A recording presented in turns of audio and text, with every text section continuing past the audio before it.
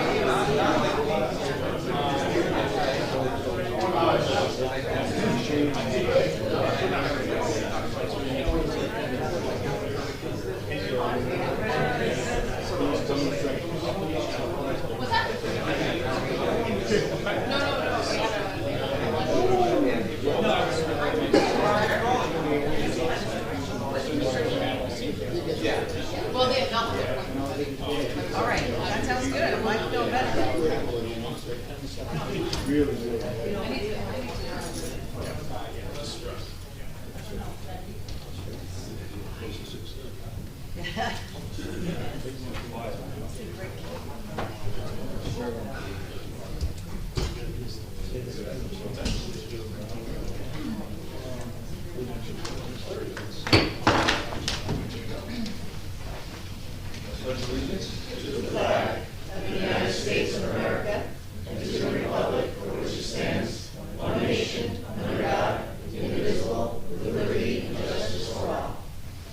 I wish to announce that the 48-hour notice, as required under the Open Public Meetings Act, was emailed to the Asbury Park Press, the Co-Star, and the New Co-Star on December the 7th of 2023. That a copy has been placed on the bulletin board in the borough office, and that a copy has been filed with the municipal clerk. As a courtesy to the public, this meeting may be attended via Zoom.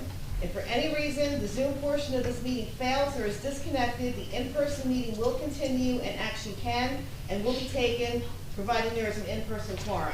Mr. Noble? Here. Mr. Gubatose? Here. Ms. Mahoney? Here. Mr. Weber? Here. Mayor Fox? Here. Okay, good evening, everybody. Welcome. We've got a number of Bradley Beach's finest here, so we welcome you all here tonight. I'd always start with my emphasizing a couple of points here. We often disagree. That helps us think through problems from a different perspective. Our voices should be constructive. We all want a brighter Bradley Beach and ask you to join us in this journey. I'll ask everybody to gauge their tone. We're all neighbors.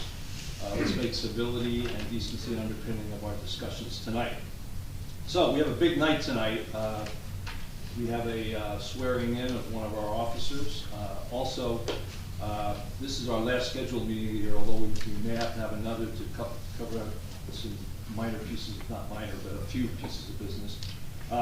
We do have a resolution to continue path on 319 Lorraine, which is good.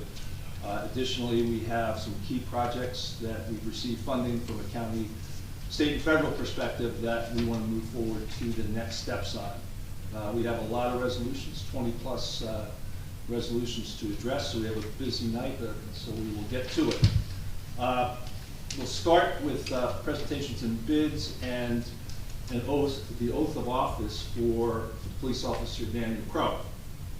Chief Arnold and his leadership team have completed the search process for last officer on the force to fill out the force completely. We'll now be fully staffed. And we're fortunate to land on a current member of the team.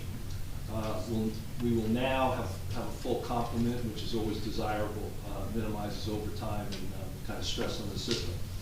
I'll let the chief articulate a few points before we proceed. So Chief, do you like to make a couple points? Good evening, everyone. First and foremost, I'd like to thank the mayor and the council for making this happen and continuing to help move us forward. On behalf of the Bradley Beach Police Department and all its members, I would like to congratulate Daniel Crow on becoming our newest full-time police officer. A little bit about Dan. Dan grew up in Toms River. He went to high school at Toms River North where he played football. Then he went on to Delaware Valley University where he earned his bachelor's degree and he was a 4-year letterman in football. Daniel came to us in 2022 as a Class 1 officer, then became a Class 2 officer this past year, and obviously he was selected as our newest police officer right now. On a personal note, Dan, I'd like to say tonight is a night you'll remember for the rest of your life. You may not realize it right now, but this is probably one of the greatest moments in your law enforcement career. A moment all people trying to strive to become a police officer look forward to. So take it from me, this career goes by very fast. So take it all in, enjoy the night, enjoy your family, your friends celebrating it. I wish you all the luck in the world, but it does go by quick. So just enjoy every moment of it. Congratulations. Thank you, sir.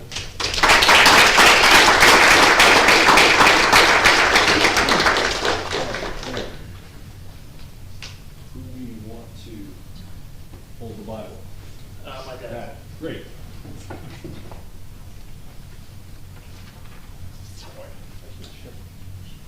Okay, let's get this orchestrated. I'm going to stand over here, and I think that works, okay? So, you ready? Okay. State of New Jersey, County of Monmouth. Just repeat after me. I, Daniel Crow, I, Daniel Crow, do solemnly swear do solemnly swear that I will support the Constitution of the United States that I will support the Constitution of the United States and the Constitution of the State of New Jersey. and the Constitution of the State of New Jersey, That I will bear true faith and allegiance that I will bear true faith and allegiance to the same to the same and to the governments established and to the governments established in the United States and in this state in the United States and in this state under the authority of the people. under the authority of the people, That I will faithfully, that I will faithfully, impartially, impartially, and justly perform and justly perform all the duties all the duties of a police probationary officer of a police probationary officer for the Borough of Bradley Beach for the Borough of Bradley Beach according to the best of my ability. according to the best of my ability. So help me God. So help me God.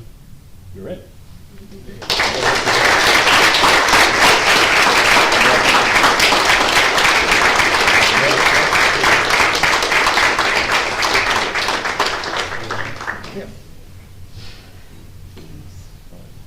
have to call first aid here. All right, we're gonna get a couple pictures, that's okay? Shake hands with your father. Want to just stand up for one more minute? Get a picture. You guys want to come down for a picture also? Oh, I love that, thank you. And the chief?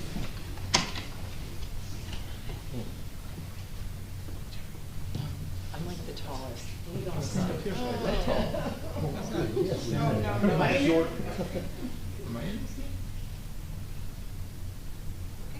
We need one for the police department. Ready? 1, 2, 3. Perfect, thank you. Okay, thank you. Congratulations. Congratulations. It's wonderful. Congratulations. Thank you. Congratulations. We're gonna do an extra proclamation. Oh, okay. You want to say something? It's my turn. It's his turn. I just want to thank everyone for coming tonight. Thank the mayor, Mayor Fox, the council for this opportunity. This isn't a regular job. You have to put somebody in this position who you believe has a lot of responsibility, a lot of integrity. So thankful for that. Thankful for Chief Arnold, Captain Browning, the entire administration, and really everyone in the department, dispatchers, part-time. Since I've been here as a Class 1, you've all helped me get to this position. It's been a goal of mine for a long time. I'd like to thank my father, my friends in the back for coming. You've all pushed me towards my goals and never told me that I wasn't gonna achieve something, and I'm thankful for that. So, thank you all for coming.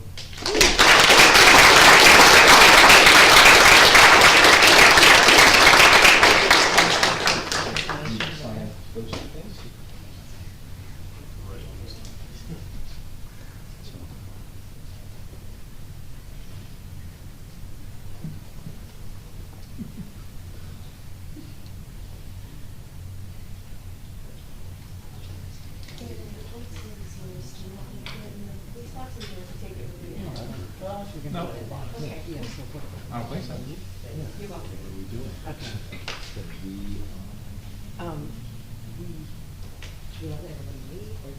Oh, yeah, we should release Okay. everybody Yeah. else to know. You're all welcome to stay for the meeting if you like, but. We're gonna tell everybody. Thank you, guys.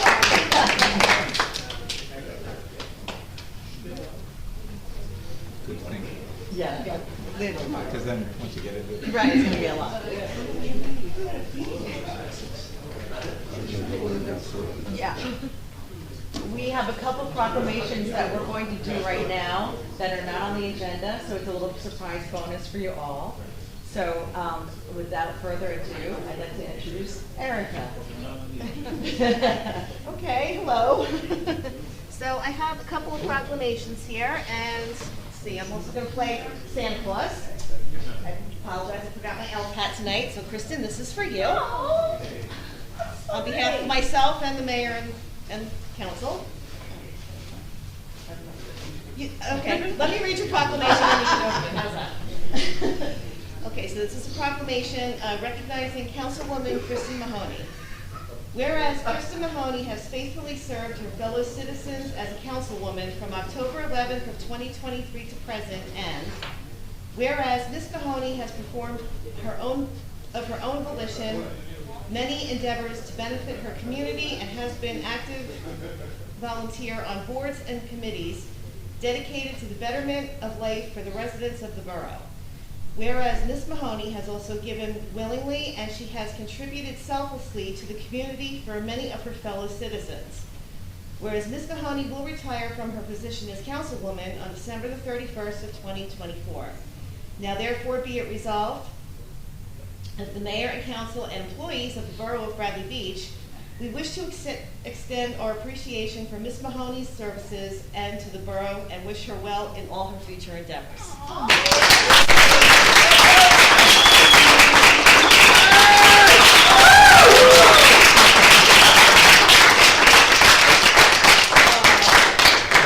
Would you like to open your...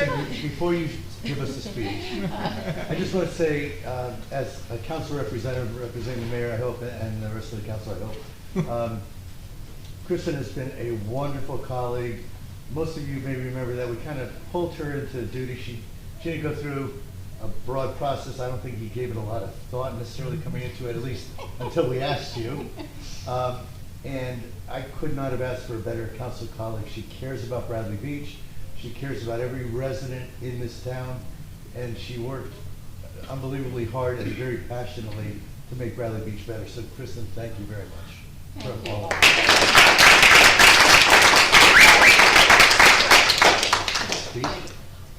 It's been an honor and a pleasure, and, you know, if I could keep doing it, I would, but I have to feed myself and my dog.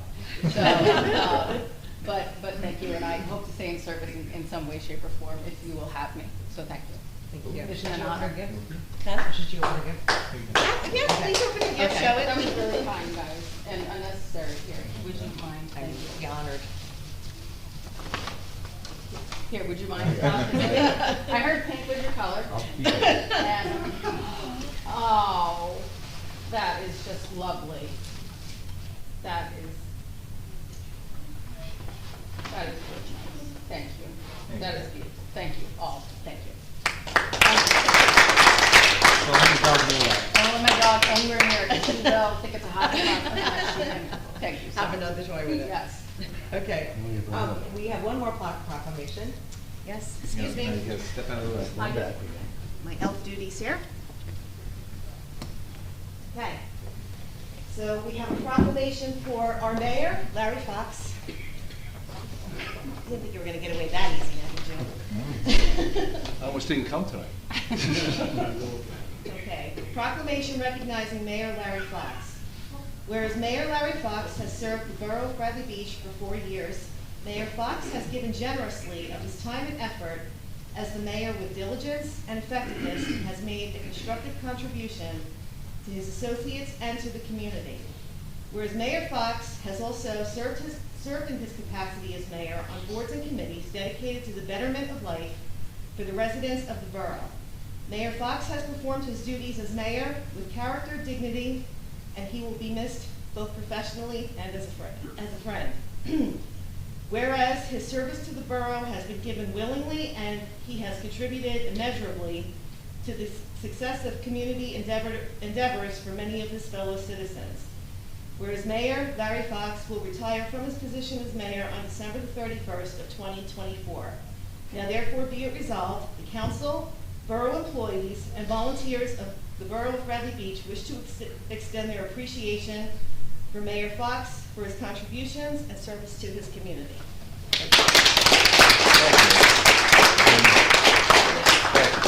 And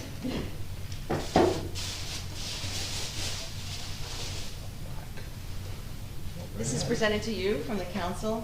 On behalf of the council and myself, we wish you the best of luck and the best of health to you and your family.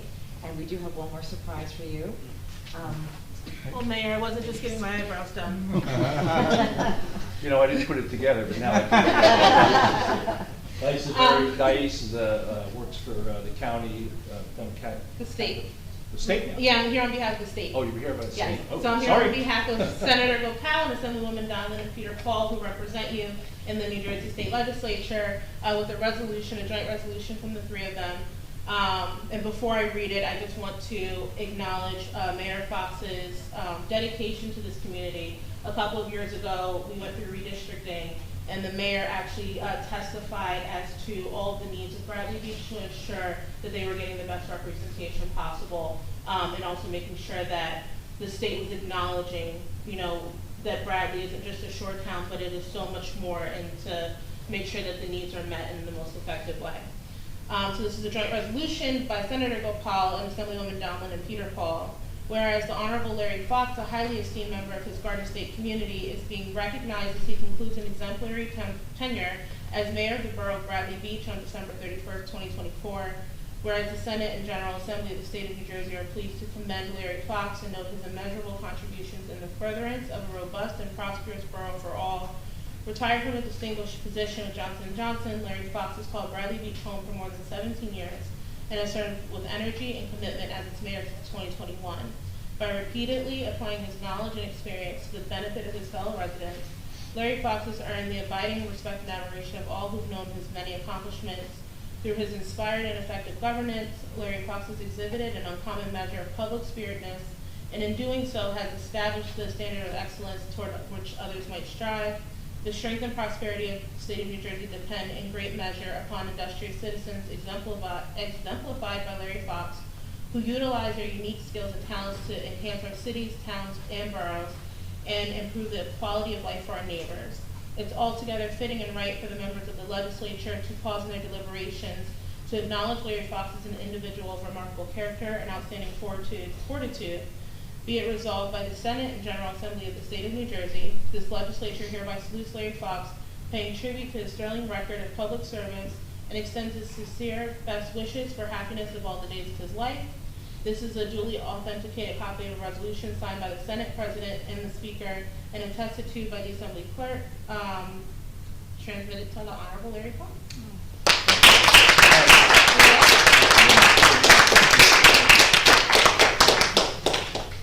This is a surprise.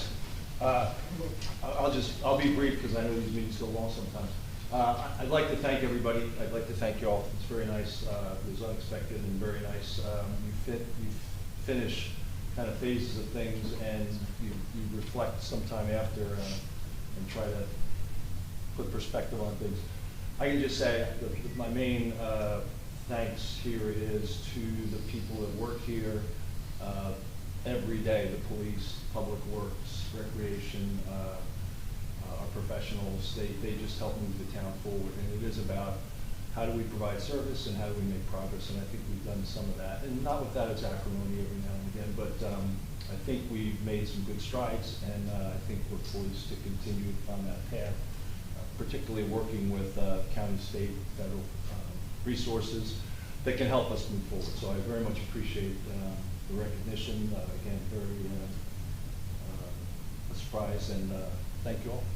Thanks. I lost my, what happened to my phone? You guys want to get ready? Just need to Yeah, turn it on. yeah, please. I'm on before they, yes, Thank you. I don't want to feel like I want to block you, but I don't think I had a lot of that change. No? Just do the side slide. Right, No, yeah. they're back in there. I'm always staff for first, so I'm like, okay, we gotta organize it.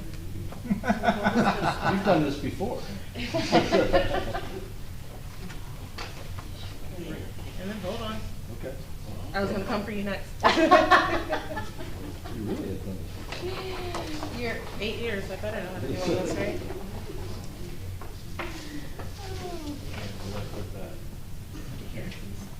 Ah. You got it? I got it. Great. Thank you. Alright, here we go.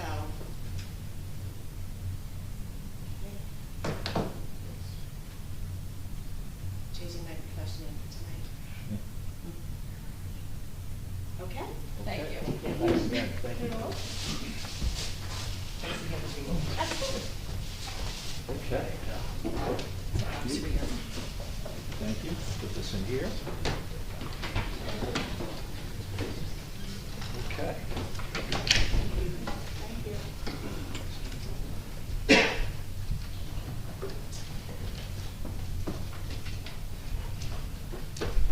Okay, back to business here.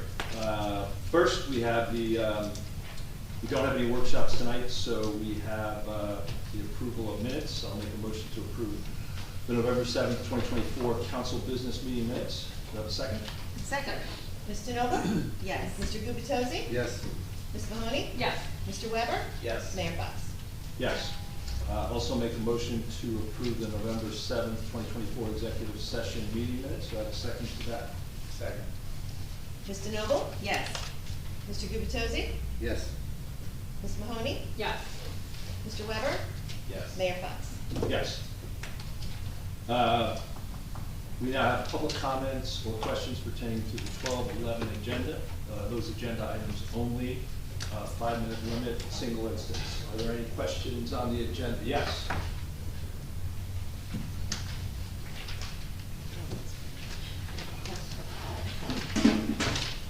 Irene Shishias, 112 Fourth Avenue, Granite Beach. I have some questions regarding your bills list.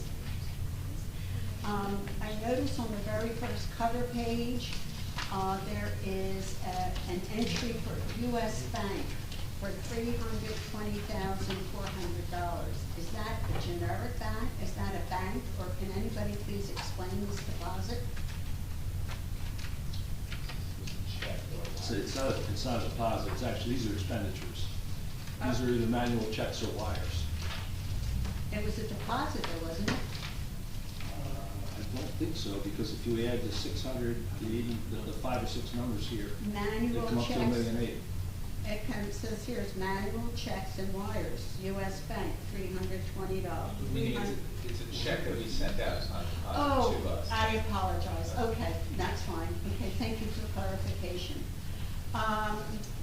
On page 1, I noticed CME, they're getting bills, they submitted bills for 2023 to 2024. I think it was from, oh, I'm sorry. I noticed it was billed from February of 2023 to November of 24, and I'm just surprised that we're being billed for 2023 in this calendar year. Well, there's a couple things on that. One is we actually, if we know that we're gonna spend money, if we spent money in '23 but haven't physically paid it, we actually hold that money in our budget. We call it a, and the term is. Thank you. Encumbrance. Encumbrance, thank you. I don't know why that term stuck. So we hold that money in a reserve. So we knew that we were gonna spend that money, or we probably knew we were gonna spend that money this year. Okay. And I can add that that resolution is on the agenda for tonight, so that's probably has something to do with why it's finally. Okay, Okay. and I think it's important for the taxpayers to know that, according to my calculations, that CME has billed us for $147,221 for the year for their services. Page 4, Mutt-Knit. Mutt-Knit singles for bags. This, it was for $1,317.24. I was appalled at the shipping charge, $239.95. I don't know about you, but if I was charged that much for shipping, I would find another way of getting the merchandise. That sounds outrageous. I think they're heavy, they're like books. I know it's plastic bags, but there's thousands and thousands, I mean, I hope this is for like 10,000 bags. It was probably a year's worth. Yeah. Okay, I just found that startling, that's all. Okay, I'll move on. Prime Point contract and time clocks. And then I noticed that they have their bill for this month was $9,794.31. And I'm just curious, do we use any of their data for budgeting or auditing?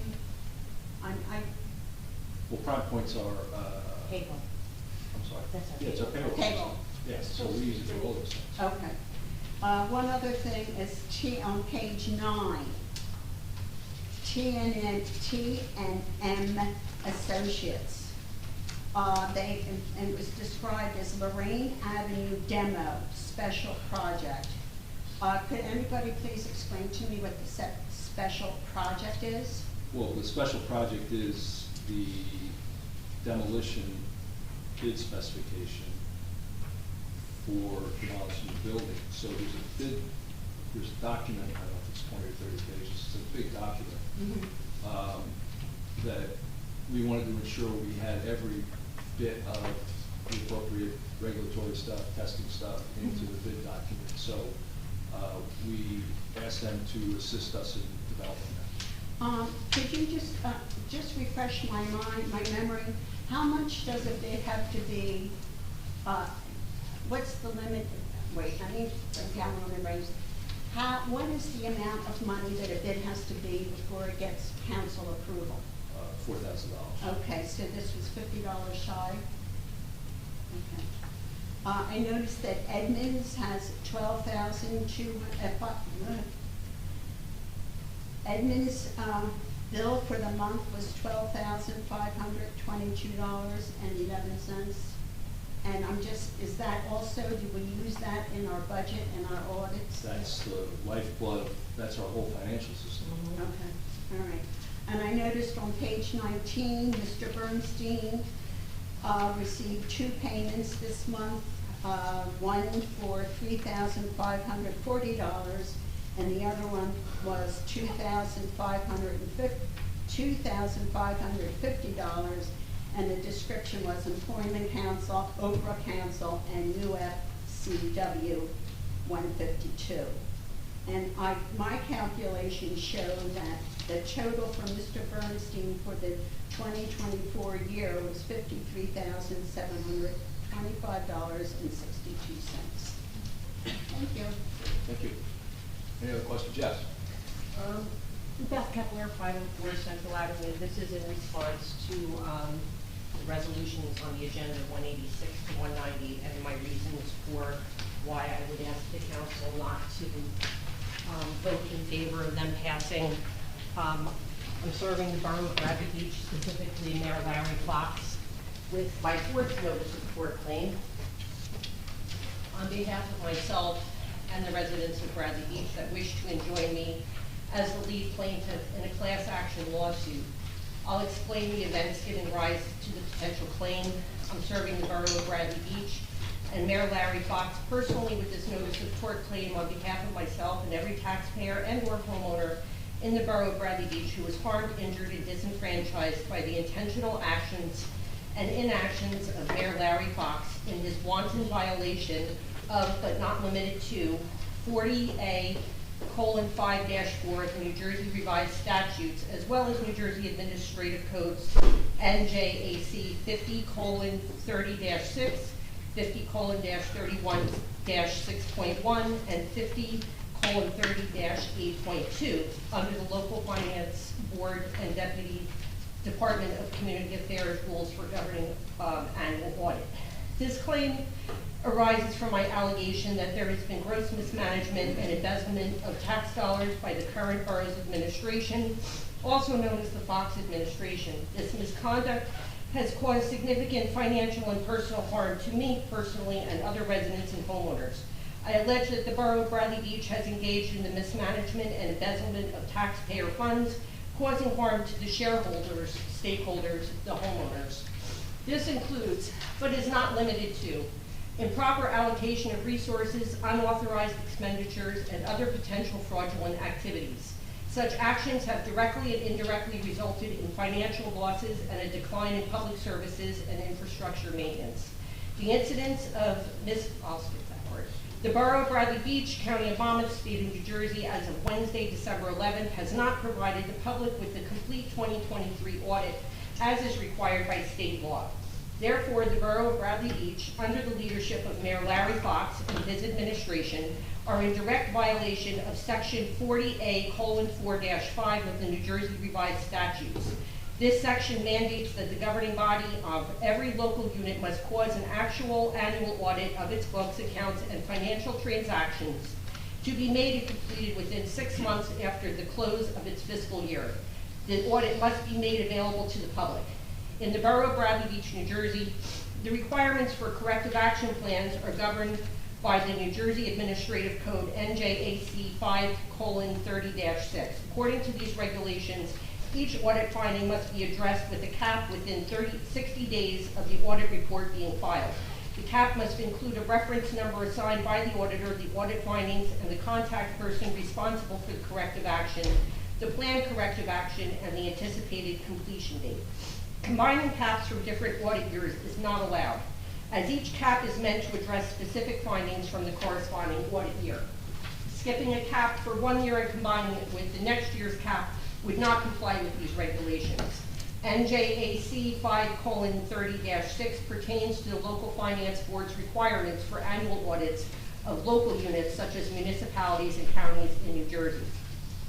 During the October 23rd, 2024 council meeting, Mayor Fox was asked by resident taxpayer Mr. Cohen, where is the 2022 bad audit correction action plan? To which Mayor Fox replied, I think he's going to combine that with 2023. Mr. Cohen then asks, did you think, or do you think, or do you know? Mayor Fox answers, yes, he's going to do that.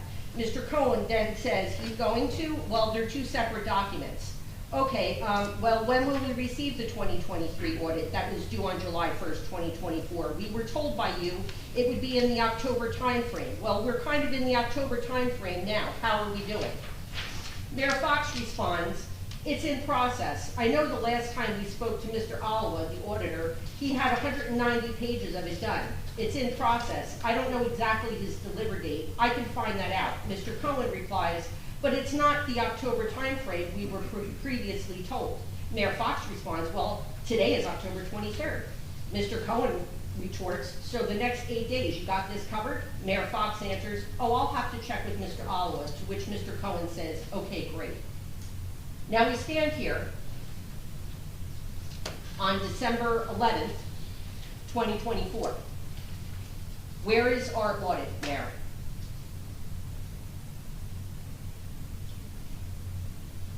It's in process. Still, Yes. it's not done. Is it done and you're withholding it like you do other things? Is it completed? Is it complete? No, you need to answer that question. I said You it was in work for it. process, that's the answer to the Is question. it done or are you in possession It's of in it, yes or no? process. It's in process. So it's not done. That would be in process, yeah. And why is it not done? What is holding it up?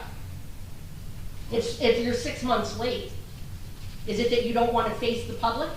You want to slip out the back door? Let me tell you, these council members got a lot of class. Because I threw up here in my mouth a little bit when you got like this proclamation.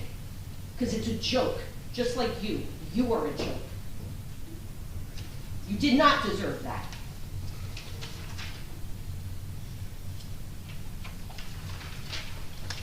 Any other questions? Yes. Question, Lauren Egbert, 404 and a half Brinley Avenue. Questions and comments? Yes. On the agenda. Yes. What I'm looking at here on the agenda, and I apologize, I've not actually read the resolutions this time around, so speaking a little off the cuff. But I'm looking at several awards for projects with CME engineers and for projects that have come up that have been discussed. It was certainly my hope that decisions on these projects would be made after we had the 2023 audit and when we have a new mayor and council. There's been a lot of doubts brought up by residents in terms of what's been needed, in terms of some of the charges, and I also, when I see, and I'm sure they're a very fine company, but I see CME, CME, CME, CME, CME, and it just doesn't. Well, CME is our borough engineer. Mm-hmm. They are assigned to, we appoint them, we appointed them for 3 years, this is their second of 3 years. So all the projects that, kind of call them the general projects, that are engineering related or need an engineering component. A lot of them, for instance, a lot of these grants require engineering, specific engineering inputs. So, yeah, you're gonna see CME because they are a borough engineer. We could have something at a lake like Colliers, they're working on the flume for us. You could have a couple of other engineering types, but they are our general engineers. They are assigned, we appoint them and we have a budget for them and we utilize them and they So do a very effective none job. of these projects would have been appropriate for competitive bidding at all? Ultimately, they will be, when the work is being done around construction, and the other elements, they will be up for bid, yeah. But nothing in terms of proposals, perspectives, No, not, plans, no, none of that typically- should be open to Well, typically they're not. competitive bidding? I probably It should is have, I probably again- should have, before the meeting, mentioned that, we do have CME here, we have Ben Matlack, CME's president, Greg, I always screw up your last name, Greg. Bless you, thank you.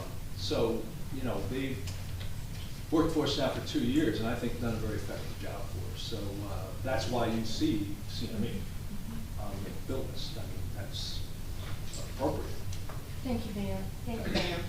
And again, I would be more comfortable if major projects happened after the audits, if we knew what our finances look like with more certainty.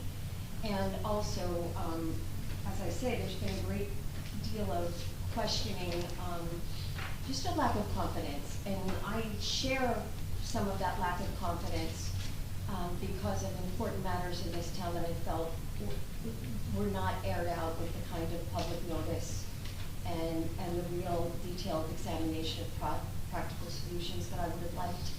So I would feel much more comfortable with major construction, community expense, those kind of decisions happening in January. We're almost there. Thank you. Thank you. Was there somebody else? Yeah.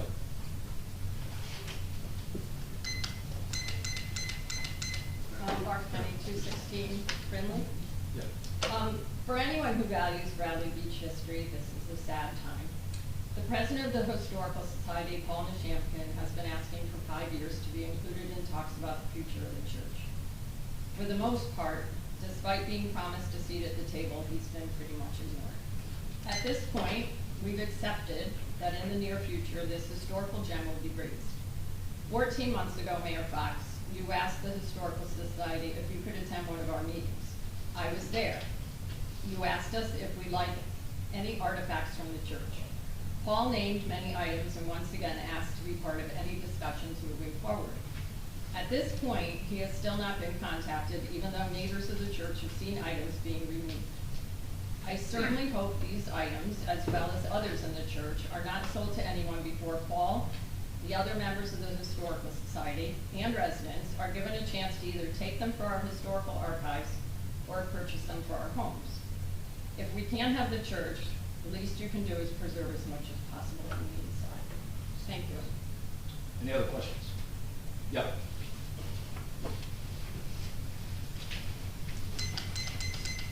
Thomas J. Cohen, 612 Third Avenue. I had a question about the transfers. I'm a little puzzled about how your bookkeeping works here. Resolution 2024-209, you're transferring $45,000 from appropriations to other categories. And the categories I find a little bit odd. One of them is Social Security for $20,000, which would indicate to me that you didn't budget Social Security properly when the budget was done, or the mayor's budget was done. But also, what I'm really concerned about is that we were told during the budget process that we had money set aside for the union contract for DPW and dispatchers, but the money was hidden and we didn't know where it was. So my concern is Who that— doesn't know where it was? That's what you told us. No, who doesn't know where it is? You didn't tell us. You said it's in the budget, Yeah, but yeah. we're not gonna tell you for negotiation purposes. Okay. I didn't So we understand. don't know where it is. Like anything else with you, we don't have data. Just Okay? continue. No, I'm gonna continue, Please please. do. And I'd like to know if this 45,000 is part of the money for the union. No, it's not. It's not. No. So where is the money for the union?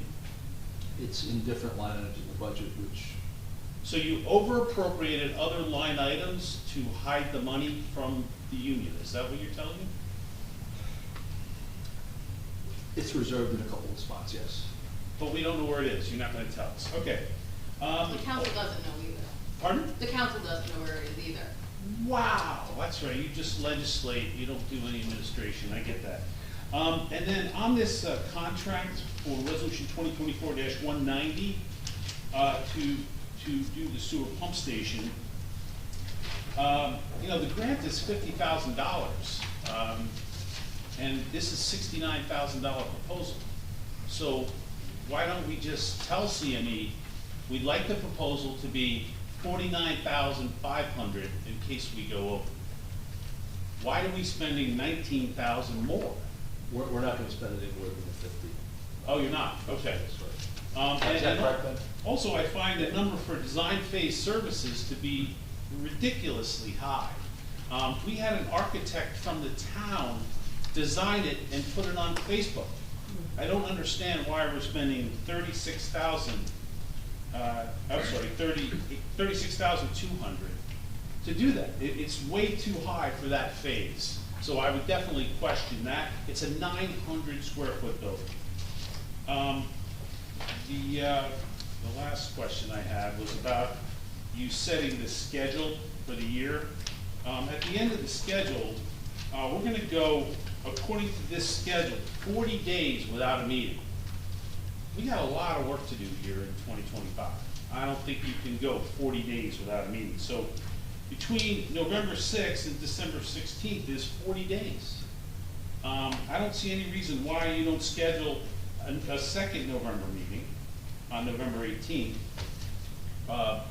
in between. So that would be my recommendation, because I don't really think that's proper, but I do want to thank you for the Tuesday meetings. It's much easier to fit the schedule, so I can make sure I'm here. Thank you. Yes, Paul.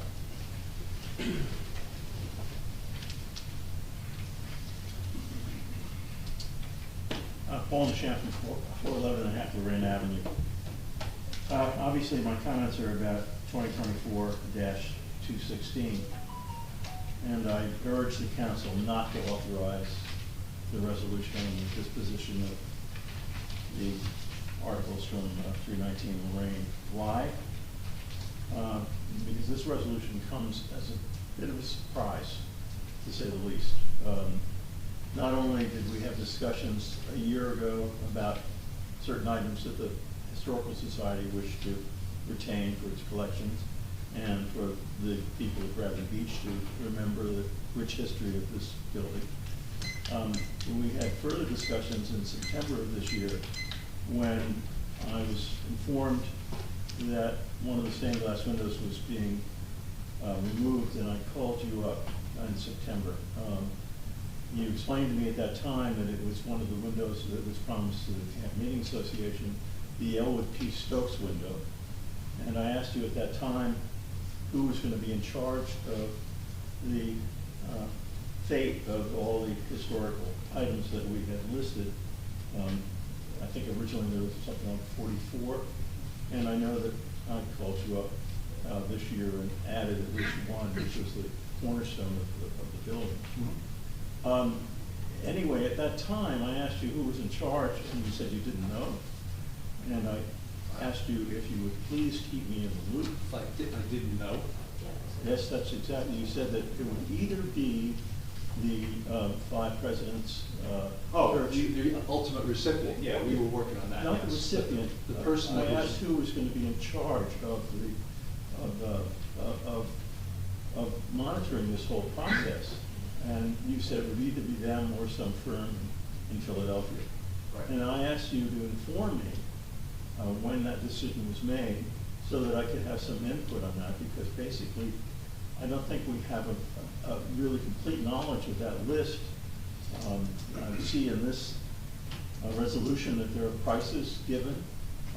This is something that should have been discussed in public, or at least with the council or with me as a member of the Historical Society.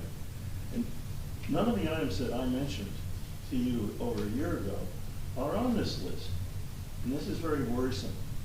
I think that we have to clarify the situation, and I urge the council not to authorize this list or the distribution of any of the items. It's my understanding that some of the items have already been removed. The only item that's been removed is the Ocean Grove piece. That's not what I've heard. Well, I'm telling you what is. Well, you may not be correct, Mayor Fox, because there have been witnesses who've seen objects being taken out of the church over the last week and a half. I urge you, if there have been any items removed, that they be returned and retained until. Mr. Champion, there are no items out of the church except for the Ocean Grove piece. All those items are there.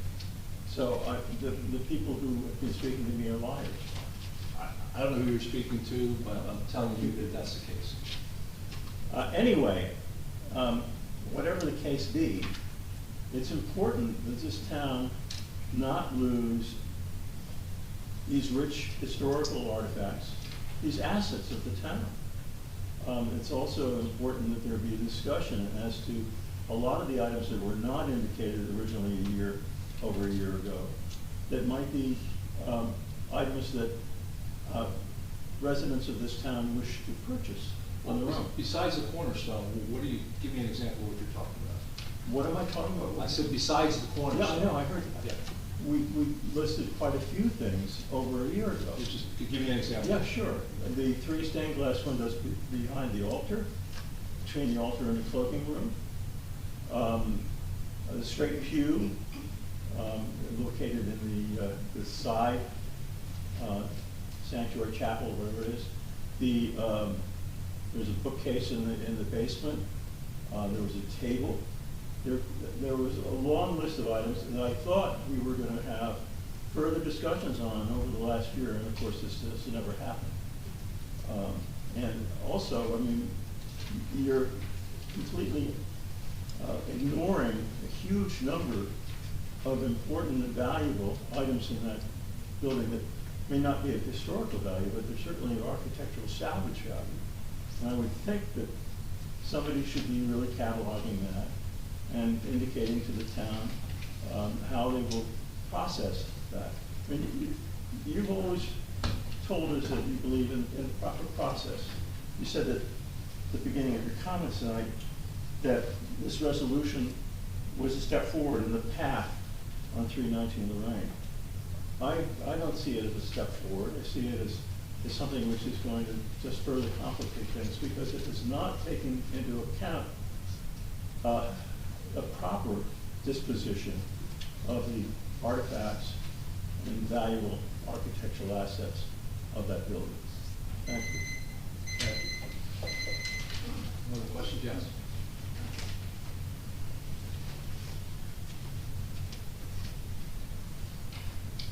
Shauna Greenblatt, 414 Monmouth Avenue.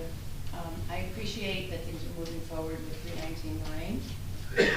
However, looking at Resolution 2024-216, I have a number of questions about the process. So looking at this resolution, the third paragraph down, whereas Rose O'Connor Meyer presented her appraisal findings regarding the artifacts, and this is referenced at a council meeting held on September 13th, 2023.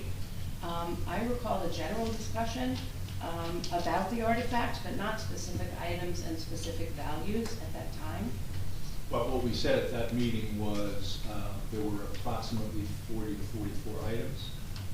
We had an inventory of those. We had pictures of those. She had itemized those. The approximate value that I stated in that meeting was less than $20,000. That's what I said at the meeting. The actual number, because there were a couple of items that were still outstanding from a quotation perspective from her, was, I want to say it was somewhere in the neighborhood of $12,000 to $13,000, but she was still awaiting one or two other quotations. So that's where we were. She did a fairly comprehensive review of those items. We didn't. Since that time, you mean? Since Well, that. at that time, before that meeting, she went through the inventory. We didn't give her those 40 items. She went through the church. And if you recall, I don't know if you were at that meeting or not, but her credentials between Harvard, NYU, and a couple other places around art history and architectural stuff were pretty impeccable. Right. No, I was at that meeting. It was a lengthy discussion. I remember we were kind of talking more top level about the artifacts. We weren't speaking Right. specifically. Well, and I think the objective of that meeting, the objective of this past year, and the objective of this resolution is, the objective was we don't want to go through a demolition of this building and not retain those artifacts. By and large, we've been able to find a home for those artifacts. I think we couldn't have found a better home for those artifacts. A public museum that's being renovated as we speak, the Church of the Presidents. They will fit out all of the stained glass, the pews, which I think there will be some leftover pews that we can dispose of in town, and the organ. So Bradley Beach will get full credit for that at that museum opening.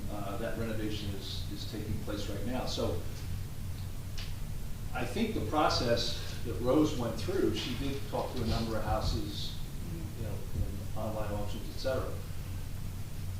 She also worked closely with the Church of the Presidents, which, when she came back with a final recommendation and said, we believe this is the best way to go, I think it is. Well, yeah, I have no issue in terms of the Church of the Seven Presidents, because I think it's a very, important historic museum.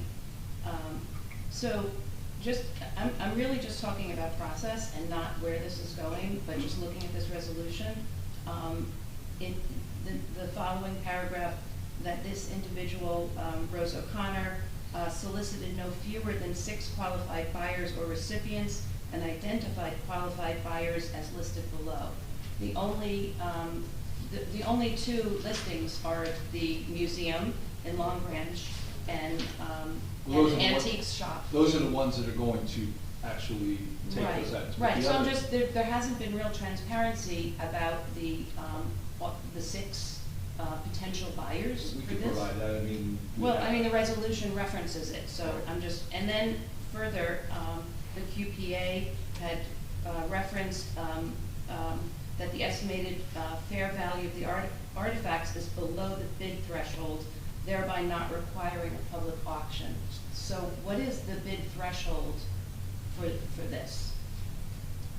I don't know what the details of that are. Yeah, I mean, I'm just wondering why this That's was why a we closed relied on QPA to process. tell it. Well, again, I think you talk about process here. You have a church with artifacts in it. It took us months to get to somebody who we believe really could deliver. In a church that, it's not a church that you're just gonna walk through and walk around and, you know, it's not in good shape. So, I empathize with your point of process, but I don't know if we could have had a much better process than say, we relied on somebody, a professional with credentials. We came in last September, stated what we were, the intent. She went off, got that done, and got us a good result. Right, well, if I can get a moment or two back. So yes, I understand that, and I don't really know what the value of these artifacts are or what the street value is. Well, it's in the resolution. Well, I see all of the items listed. It's very close to what she originally estimated, and we did a little bit better. Well, I mean, it appears that we did better when you look through this list. It appears very formulaic to me. And I'm just, you know, how did we come up to those dollar figures relative to the appraised value? You know, I just feel that the process was kind of lacking in specificity. Cataloged items should be better referenced instead of stained glass large wall length. You know, all of these items really should be very specifically cataloged. Well, they were cataloged, and we have pictures and a catalog, a 4-page catalog of those items. Mr. DeChamp did, good job. Right, so I guess, well, he's talking in my ear, and he's saying what I wanted to ask, which was why this wasn't a real bid process where residents, the public would have an opportunity at some of these. If you look at some of the prices of some of these items, some of them are flea market prices, honestly. When you look at, I mean, if you just break it down, the pews, 30 pews for $1,000. Right. Yeah, well, I think Ms. O'Connor, she didn't say it at the meeting, she said it a few times. Over 1,000 churches have closed in the last year in the US. So the market price for a lot of these items, like organs, you basically donate them and give them away. And that was what was done with this organ. No, Right, I understand that, and how Red Barn Antiques is having items donated, given to them. Where does Red Barn Antiques factor into this? It's not something that's local. It's not a local antique shop. Yeah, it was a half a dozen items that they acquired, a couple of kind of throne kind of chairs. Right. I mean, I guess my biggest question is, why was this not a more open process? Well, it was in the context of Rose O'Connor going out to her network of people that procure the stuff. That's what it was. Yeah, I mean, I think that a more formal, like bid process should have taken place. These are the public's artifacts. And I appreciate that they're going to the Seven Presidents Church. I think that's a very worthy location. But are we getting the most money for this is a question. Well, according to the expert, yes. Right. That's what the expert tells us. But we also really closed the opportunity. We closed the opportunity to the public. And we certainly, it appears by this resolution, we're not even salvaging anything for the Historical Society, which then it would stay in Bradley's hands. Yep. So, Yep, okay. thank you. Yes. We have 2 on the board, just so you know.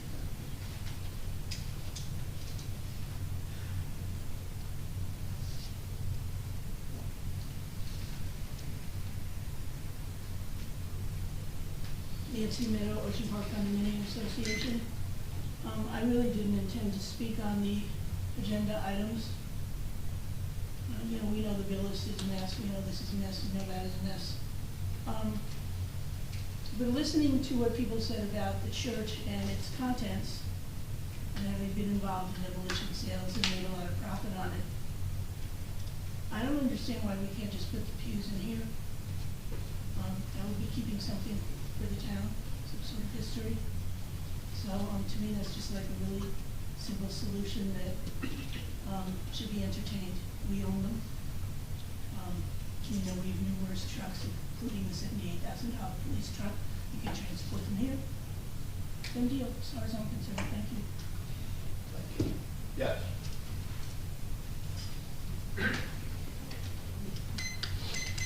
Good evening, Linda Duffy, Food Health Greenlee. I'm also concerned about this resolution, 2024-216. I hope you vote it down. But anyway, it's very insulting to the historical society in this town to be overlooked like that. It's sad. Also, I was looking at our website. We used to have videos of the church up there, the 3D panoramic view. It's gone. I can't find it anymore. Is it taken down? If you can't find it, it may have been taken down. Well, it That's needs 2 to be years put old. back up, because we need to see exactly what's in there. I was concerned, was there any antique lighting, which it's an old structure, it might have had antique lighting in there, and it does have architectural value for a lot of the moldings inside. But as far as donating to Red Barn, I mean, they should have contacted the Historical Society. Just give them the option to say yes or no. And I think the residents of this town should have been given the option to buy things if we wanted to.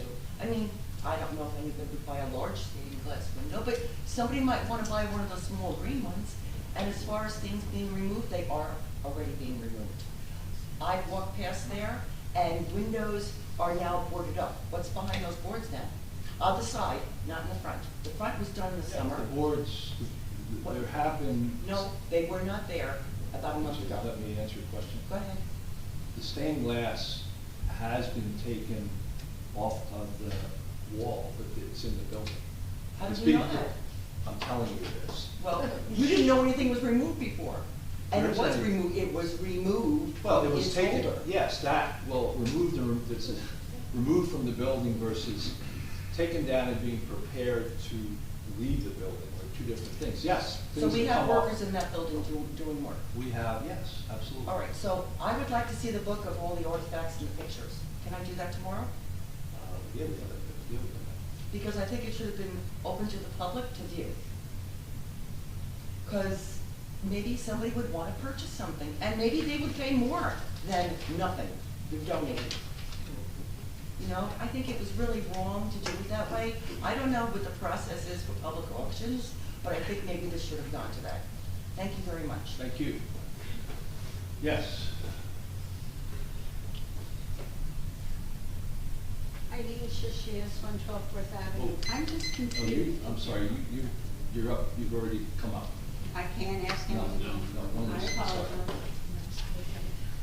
Somebody's on the board? Yes, Don Greenberg. Don? Hi, Don Greenberg, 302 Park Place. I'd like to echo some of the other people who have spoken about the artifacts. I think it's unconscionable that the Historical Society was left out of this final conversation. And I urge the council to table this until Mr. Nishatkin and the Historical Society can go through and see if there's anything that they'd like to keep. I'd also like to urge the council to table all the CME resolutions until we get our 2023 audit. Because, if we don't know how much money we have to spend, then why are we spending it? And in addition, the last resolution for the building on the beach, $36,000 to design a few bathrooms? You could build 4 bathrooms for that.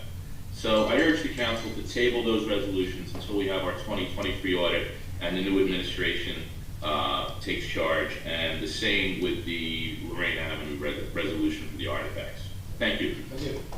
And Debbie Hackins?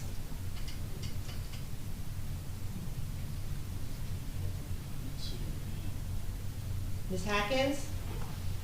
Okay, maybe she muted herself again. She did have her hand up. There's somebody there. That's the cursor. We changed that to 2025, please. What's that? Can we Okay, just have a there's little- no other questions. We'll go I have to no the next control. agenda item, which is I can move it right now, though. ordinances. There are no ordinances, so we will not have any ordinances. Second. Sorry, excuse me, 1 second.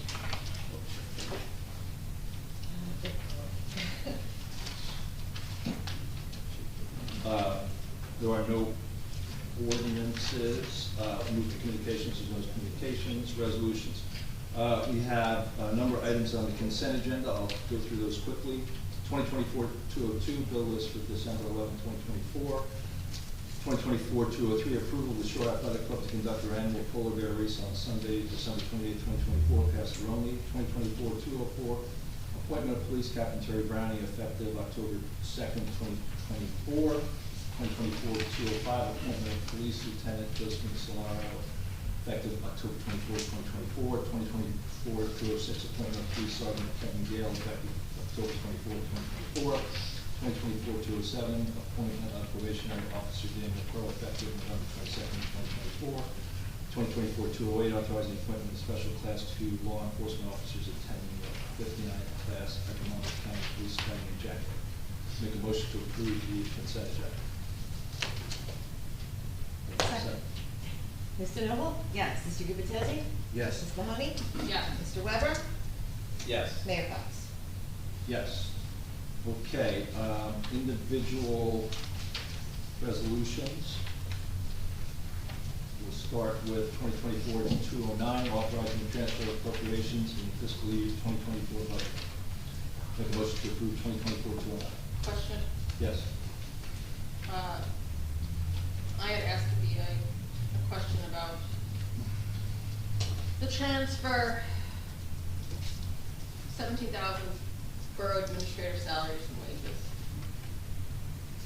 I asked if this was for the administrator or the administration. She didn't get back to me until later today. She said administration. She didn't clarify what she meant. She answered all my questions at once and said, you know, all of these appropriations are for, you know, things that were in the budget that weren't appropriated. Is that for the administrator or for the administration? Administration. So it should be administration. Okay. Thank you. Okay. Any other questions? Okay, motion to approve 2024-209. Second. Second. Mr. Noble? Yes. Mr. Gubatese? My only comment is, as I voted for the 2024 budget without having a lot of information because we were just unable to receive information. Similarly, I don't really have background on these changes. I was working with Councilwoman Mahoney to hopefully get answers, and they came too late for us to even fully understand the nature of them. That said, end of the year, we need to keep the lights on, and we need to vote in support of this particular resolution. So I will vote yes. Ms. Mahoney?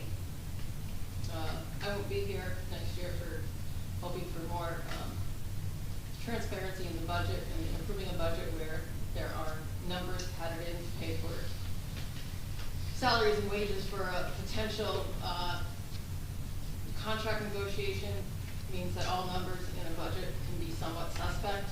In the interest of moving things along, I too am going to approve this. I say yes. Councilman Weber? Yes. Mayor Fox? Yes. 2024-210, approval of council business meeting dates for 2025. Comment on that? Yep. Just for the record, I did ask our clerk if we could remove the words tentative if necessary in the August meeting. And I just wanted the rest of the world to know that we're going to strike those words. We still may choose not to hold two meetings in August, but we'll make that decision when we get closer to the date. Do I have a second? Second, and we can always add more meetings as well. Okay. Mr. Noble? Yes. Mr. Gubatese? Yes. Ms. Mahoney? Yes. Mr. Weber? I am so happy we're moving meetings back to Tuesday, and it's great to have been consulted on the meetings, so I vote yes. Mayor Fox? Yes. 2024-211, approval of 2025 SCAP agreement with the county. Make a motion to approve 2024-211. Second. Mr. Noble? Yes. Mr. Gubatese? Yes. Ms. Mahoney? Yes. Mr. Weber? Yes. Mayor Fox? Yes. 2024-212, authorizing the execution of a contract with Star Fire Corporation for 2025 fireworks display. Make a motion to approve 2024-212. Second. Ms. DeNoble? Yes. Mr. Gubatose? Yes. Ms. Mahoney? Yes. Mr. Weber? Yes. Mayor Fox? Yes. 2024-213, authorizing a one-year lease extension for the 20... Oh, I have a question. And what am I reading wrong? It says Friday, July 5th, with a rain date of Sunday, July 6th. That can't be, can it? Yeah, I don't have the calendar. Let me go grab one. I have one right here. We'll take care of that right now. Good catch. Whew! It's hard up here.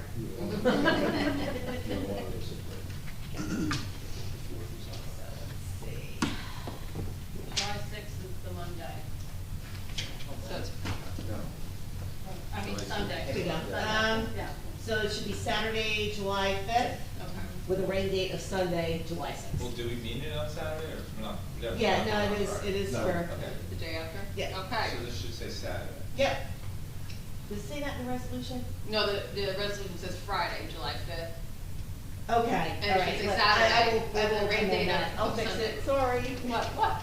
She said, it should say Saturday, July 5th, with a rain date Yeah, of Saturday Sunday, with a July rain date of 6th. Sunday, July 6th. So I We guess don't the do our question, fireworks on this are 4th of you July. sure it's Saturday, not Friday? The question, Friday. do we want to do on Friday the 4th? Let me ask Michelle. No, it is the No, fifth. it's not. It is not, no, it is the fifth, you're right. All right. Sorry. No, with Rockney was the Friday versus Saturday. Yeah, it is, it's not on the fourth, because the fourth, the price goes up through the roof. Yeah, we always do ours the day after or the day before. Got it. Okay. Okay, 2024-213, authorizing one-year lease extension for 2025 surf camp. Motion to approve. Second. Okay. Ms. DeNoble? Yes. Mr. Gubatose? My quick comment is that I hear nothing but wonderful things about this surf camp. Residents regularly tell me how great it is, and they have their kids or their grandkids participate. And this organization has reached out to the council on one or two occasions in the past, telling us how wonderful they think Bradley Beach is, and what a wonderful partnership we have. So I enthusiastically vote yes. Ms. Mahoney? Yes. Mr. Weber? Yes. Mayor Fox? Yes. 2024-214, authorizing one-year lease extension agreement for 2025 volleyball clinics. Motion to approve 2024-214. Second. Ms. DeNoble? Yes. Mr. Gubatose? Yes. Ms. Mahoney? Yes. Mr. Weber? Yes. Mayor Fox? Yes. 2024-216, authorizing I'm sorry, 2024-215, establishing an annual fee for the third year of the borough's concession license agreement with the Passion Group DBA Coastal ATM LLC for ATM machines for the property. Make a motion to approve 2024-215. Second. Ms. DeNoble? Yes. Mr. Gubatose? Yes. Ms. Mahoney? Yes. Mr. Weber? Yes. Mayor Fox? Yes. 2024-216, authorizing disposition of borough property located at 319 Lorraine Avenue. Make a motion to approve 2024-216. Comments? Yep. Please. Well, we've heard a lot of the comments made by residents already this evening. I have many concerns about this particular resolution to remove artifacts from 319 Lorraine, the church. And in particular, the council has really been kept largely in the dark on this. There has been just a spurt of activity over the past couple of weeks that none of us saw this coming. But just for the record, I need to make sure that it's captured in our minutes, and for those here tonight or listening via Zoom, you can hear a little bit of what the council has gone through. Number one, there's been no collaboration with the council on this. As we were entering the Thanksgiving weekend, actually Wednesday evening, November 27th, 3:39 p.m., the mayor notified the council that we, and this is a quote, "We have had success in getting all artifacts salvaged, and the actual removal will occur over the coming weeks. If you get questions on activity at the site, removal will be going on intermittently between now and year end, and I'll advise when we are complete with that activity."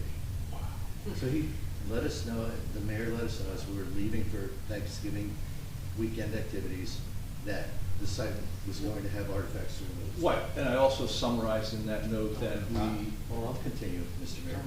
Fine, I'll catch you at the end. Thank you. On Monday, December 2nd, which was the Monday immediately following the Thanksgiving weekend,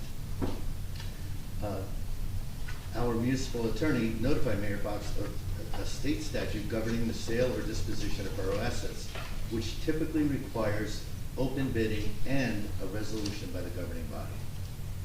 Also that same day, on Monday, immediately following Thanksgiving weekend, I sent an email to Mayor Fox attempting to make him aware that the removal of borough property without council approval could result in the mayor himself being held personally liable for the value of the assets removed. The Historic Society then reached out to me and other council members to state their objections to their disposal of artifacts that they believe should be preserved for the Bradley Beach Historical Museum. They believe commitments made to them by the mayor are now being ignored. The nature of the inventory value and pricing list does not appear to reflect competitive bidding required by statute, and therefore may not reflect the most beneficial pricing of the value of the assets for the borough's taxpayers. Finally, on December 4th, 1 week ago, I asked the mayor, number one, to describe the disposition, destination of artifacts already removed, and to explain how the removal of artifacts already begun is legal, by what standard. And 3, to reference any prior resolutions approved by the council in this regard. As we are asked to vote on this resolution tonight, my questions have still not been answered. The taxpayers of Bradley Beach deserve much greater transparency regarding the disposition of borough assets, and this council deserves to play a more active role in determining what the best process is for selling these assets as required by our resolution. For these reasons, I believe we should table this resolution until the entire council is given a chance to assure that the disposition of these assets is in the best interest of Bradley Beach and our taxpayers. I'm not making that motion yet. I'm offering that as a comment, but that's what I believe we should be doing tonight. Yeah. And I would say, I guess my comments relative to this are that we had last September an expert come in, spent a good amount of time inventorying the items, gave us a value, an approximate value. She updated that over a period of weeks. She then painstakingly went to a number of auction houses. She talked to people in the county and came up with this determination. I met with her, I want to say it was 3 weeks ago, maybe 4 weeks ago, when she had a final agreement with the Church of the Presidents to say that they would actually like to acquire the assets. So this isn't something that we've been holding back for months and months and months. This has been a process for months and months and months that Ms. O'Connor has gone through. She priced the stuff, the items, pretty reasonably.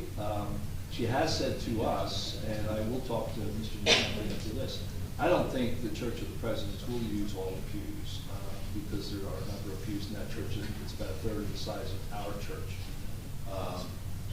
The other item, the bookcase in the basement, that's right now sitting there. It's not going anywhere because nobody's expressed an interest in it. So those were 2 of the 3 items that Mr. Nishampton mentioned. The other was stained glass behind the altar.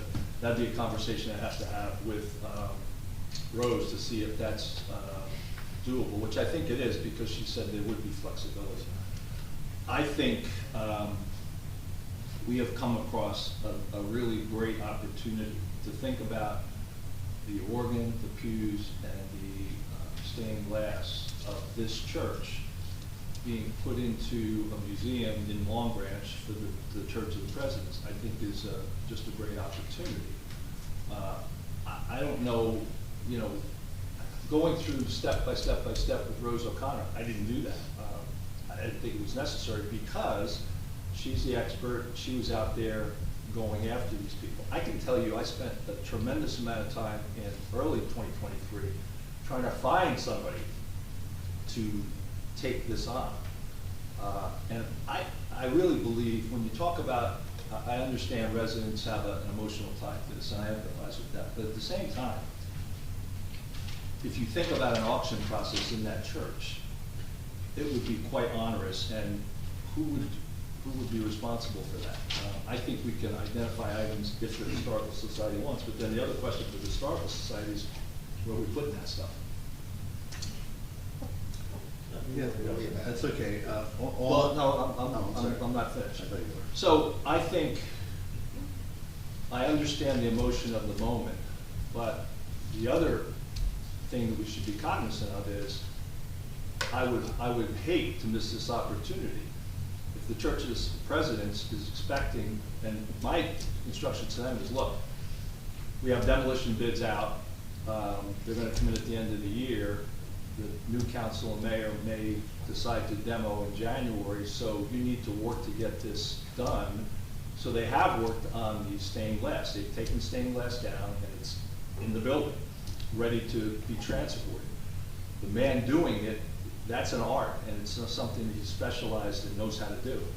It's not an easy task. So he's been working on that probably for the last 2 weeks since we met, whatever it was, 3 weeks ago. So I think the right steps are being taken. The update I gave you all before Thanksgiving was around the artifacts, around the land use results, and around the bid specification to try to make sure everybody was on track with, here's the 3 big things going on relative to 319 Lorraine. That was the purpose of that. And to say it was a surprise, it wasn't something I was springing on anybody. It was when I got to be able to update and say, here's where we are, I just want to make everybody aware. So that was my intent. If it was taken another way, that's unfortunate. Well, there's been as you just described, Mr. Mayor, a fairly lengthy process that's been undertaken by, folks who you've directed. Council was not aware. There is a statute that says for disposing of any assets. I mean, if you were talking about selling a police car, you need to get council's approval. Usually when people know they need council's approval, they inform the council, they say, hey, we're at this stage, we're at that stage, this sound good, we're on track, okay, we're complete, council, I'm ready for your approval. None of that happened. So I'm not saying the disposition that you are now presenting to us isn't in fact the best disposition. I'm simply saying none of us know enough about it to sit, at least I'll say for myself, to sit here tonight and vote in favor of this without having any understanding of what's transpired, other than an email or 2 from you. If we dispose of a police car, a truck, we bring it up, we bring a resolution forward, we approve the resolution. We have a resolution on the table today to transact this. The details of the transaction are in the resolution. Again, I don't know what your expectation is. I mean, if it's sitting down with Rose O'Connor, I mean, this is somebody who I think has worked very diligently to get a result. I don't know what we're going to gain from that. I'm concerned with the result in the context of if the Church of the Presidents felt like this was on hold or there was a problem with it, I'd hate like heck if they said, you know what, we don't need to, we'll just look elsewhere. And I'm not saying they would do that, but it's an opportunity that I would really hate to miss, because when I think about the beauty of those artifacts and getting placed into a museum of that stature in Monmouth County that they are paying us for, I would hate to miss that opportunity. And around the context of quotes and dollars, I can only say she's the expert. Anytime I talk to her, she knows what she's talking about. And her point about 1,000 churches closing and a lot of surplus out there, that's a reality. So I think she's worked diligently to get a great result for us. So that's my comments. I have a question. What was actually the contract of sale? What was actually promised to the Camp Meeting Association? Was it one stained glass or was it more? It was anything they wanted. Okay. And do we have anything in writing saying that they're getting what they wanted? we have a contract with the Camp Meeting Association when they transferred the ownership of the building to us. In that contract, it says, we reserve the right, if the building is disposed of or demolition, to retain any artifacts that we choose. And what have they chosen? They chose a pane of glass about the size of that board up there, and it has the name of Elrod Stokes, who is the founder of the Camp Meeting Association. What they plan to do with that frame, or that piece of stained glass, is put it in their internal site with a light behind it. So my expectation of them was they were going to come in and ask for 15 items. They asked for 1. Do we have that in writing, and is it There's a final? contract, yeah. Is there a contract saying that this is all we want, we took what we want, and we don't want No, anything else? they just communicated to us. Okay, I would suggest we get that in writing, Well, so. we can retroactively write it up, but they're basically done. They're done with us. Okay, and you have to have something in writing to say that they're done with us. In addition, you say the building might be torn down in January, and it went in front of the land use board on December 19th. Takes 30 days to read the resolution, and then 45 days after that, you have the official perfection of the subdivision. So you really can't do anything until the building until February 15th, or after that. Well, you first have to have the building, I'm sorry, no, you can demo the building. I don't believe you can do that until you officially perfect the subdivision that went in front of the land use board. Well, I don't think the subdivision has anything to do with the demo. The subdivision has to do with the purchase of the property by developers or whoever purchased the property. Or end users. But you have to perfect it. You have to, first of all, have it read as a resolution. Then you have 45 days for an Right. appeal period. Right. So I would say, I would think you wouldn't tear down the building during that time until you have it perfected and that no one has appealed it. That's a decision you all can make in February. Right, but I'm saying I don't believe the building would be torn down in January as you had suggested. Well, I said, well, what I inferred, and if I said it's going to come down, I doubt it will come down in January. I think the bids are due on December 20th, which that'll be open next Friday. And from that point, there has to be a successful bidder, a discussion with the successful bidder, and the right date chosen. So that has to occur. And that would also have to go in front of the council, which we don't have a meeting until sometime in January. The bid. The bid. Well, I'm going to suggest we have a meeting on December 30th to approve that, because that'll be 10 days after the bids come in next Friday, which I've already suggested to you. I understand that, but weeks ago. I don't feel that it's a time essence, because like I said, the building's not gonna get torn down until after it's perfected, so why rush it? Because we have once the bids are open, the clock starts ticking on a 60-day the validity of the bid. Okay, so we have 60 days, okay, thank you. Any other comments? Okay, I'll make a motion to approve 2024-216. Do I have a second? Second. Mr. Noble? No. Mr. Gubatese? Nope. Ms. Mahoney? I just want to say, we don't want credit for giving the selling the artifacts to the Church of the Seven Presidents. We want the opportunity to give the artifacts to the people to whom they belong currently, which is the residents of Bradley Beach. I say no. Mr. Weber? He can't vote. I'm sure he can say that. Never occurred to me that I couldn't vote. Yes. I'll just take it. I'll abstain, Erica, and I like answering for myself. So. Thank you. Mayor Fox? Just trying to give you some help there, Councilman. I vote yes, and I view this as extremely unfortunate. I don't think, that anything's been done incorrectly here. The idea of this not moving forward to me is extremely egregious, in that we have a unique opportunity to sequence this correctly, get it done, and now we're going to be into a whole other conversation, and it's certainly going to put a question mark with the Church of the Presidents. Well,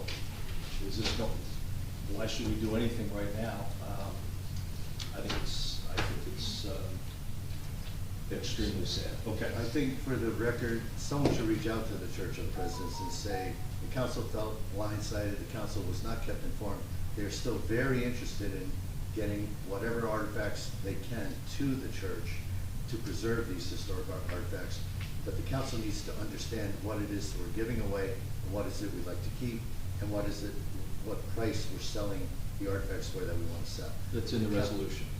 And we don't understand it because it was just given to us a set of numbers, a set of values, and a set of prices, and oh, what a surprise.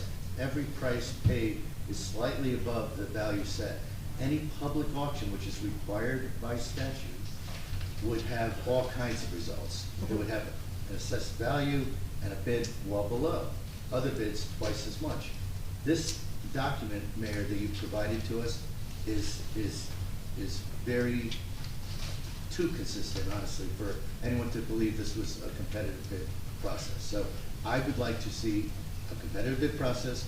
I would like to have opportunities to salvage all of these artifacts for posterity, working very closely with the Church of the Presidents. This is not a vote against the presidents. This is a vote against the council having to accept something that's been constructed without having any knowledge of how it was done. So let that be part of the record. Church of the Presidents, we'd still love to work with them. I will contact them tomorrow and have a discussion with them. Hopefully it will be amenable, but. And we can all, you say people can't go in the building, you understand that you can do an online auction as well. So like Sotheby's has it all the time. We can have other opinions as Yeah, to. Ms. O'Connor stated that. She's very familiar with that. And again, the nature of these particular items, she went the path that she thought was the best path of acquiring a good buyer and a good home for these things, which again, I think was achieved.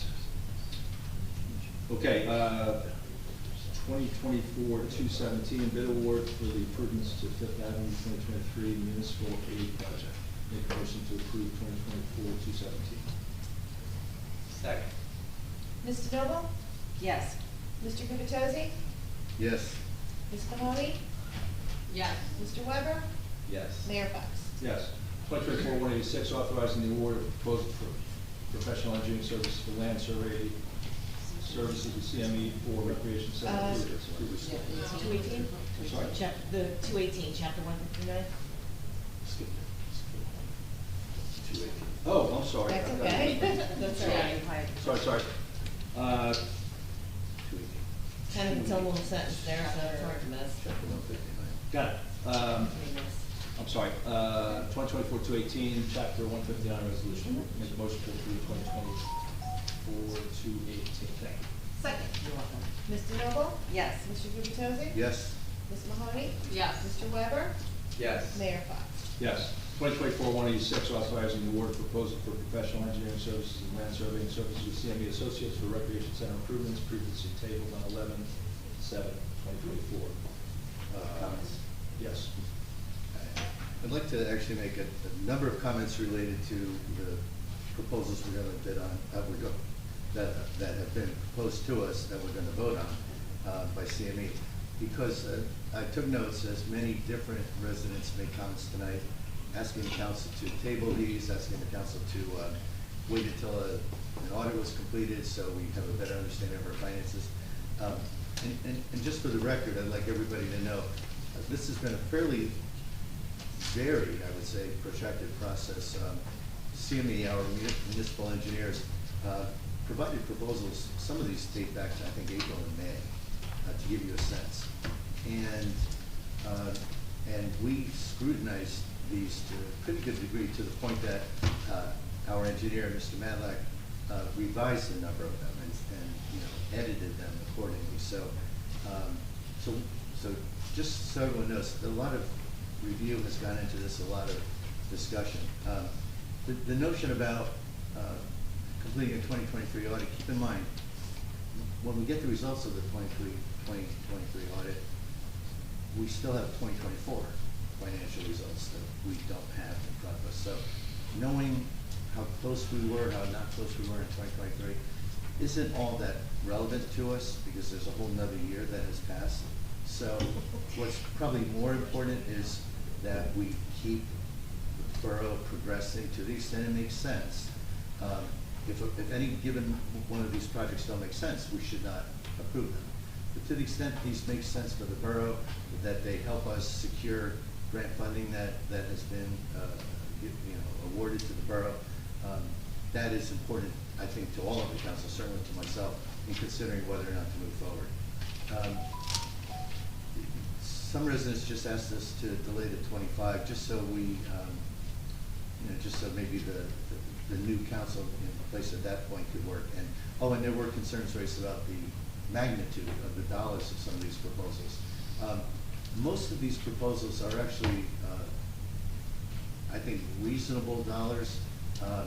They range typically from $30,000 to $50,000. They represent an initial, component of a much broader process. It's doing a survey here or doing some preliminary evaluation there. So most of these you'll hear and see we're going to vote on are $30,000 to $50,000 type scopes. That might be the Promenade extension, for example. That is roughly $4.2 million or so grant, and maybe another $1.5 million or so borough cost. So it could be a $5 or $6 million project. We're voting on a project that kind of kicks that study off. That might be $30,000. So I just want everyone to know we're not voting tonight on the $5 or $6 million project. We're voting on kicking off a study. And it was noted that we should at least be considering competitive bids on some of these, and I think the mayor responded to that. I just want to echo again.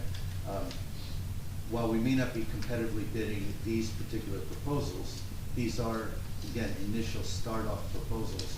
We will be in a position, if we decide to do so, to do competitive bids on any or all of the larger projects that would follow this work. So I just want to give everyone an overall sense of what we're talking about. And we can talk about the specific projects in a moment.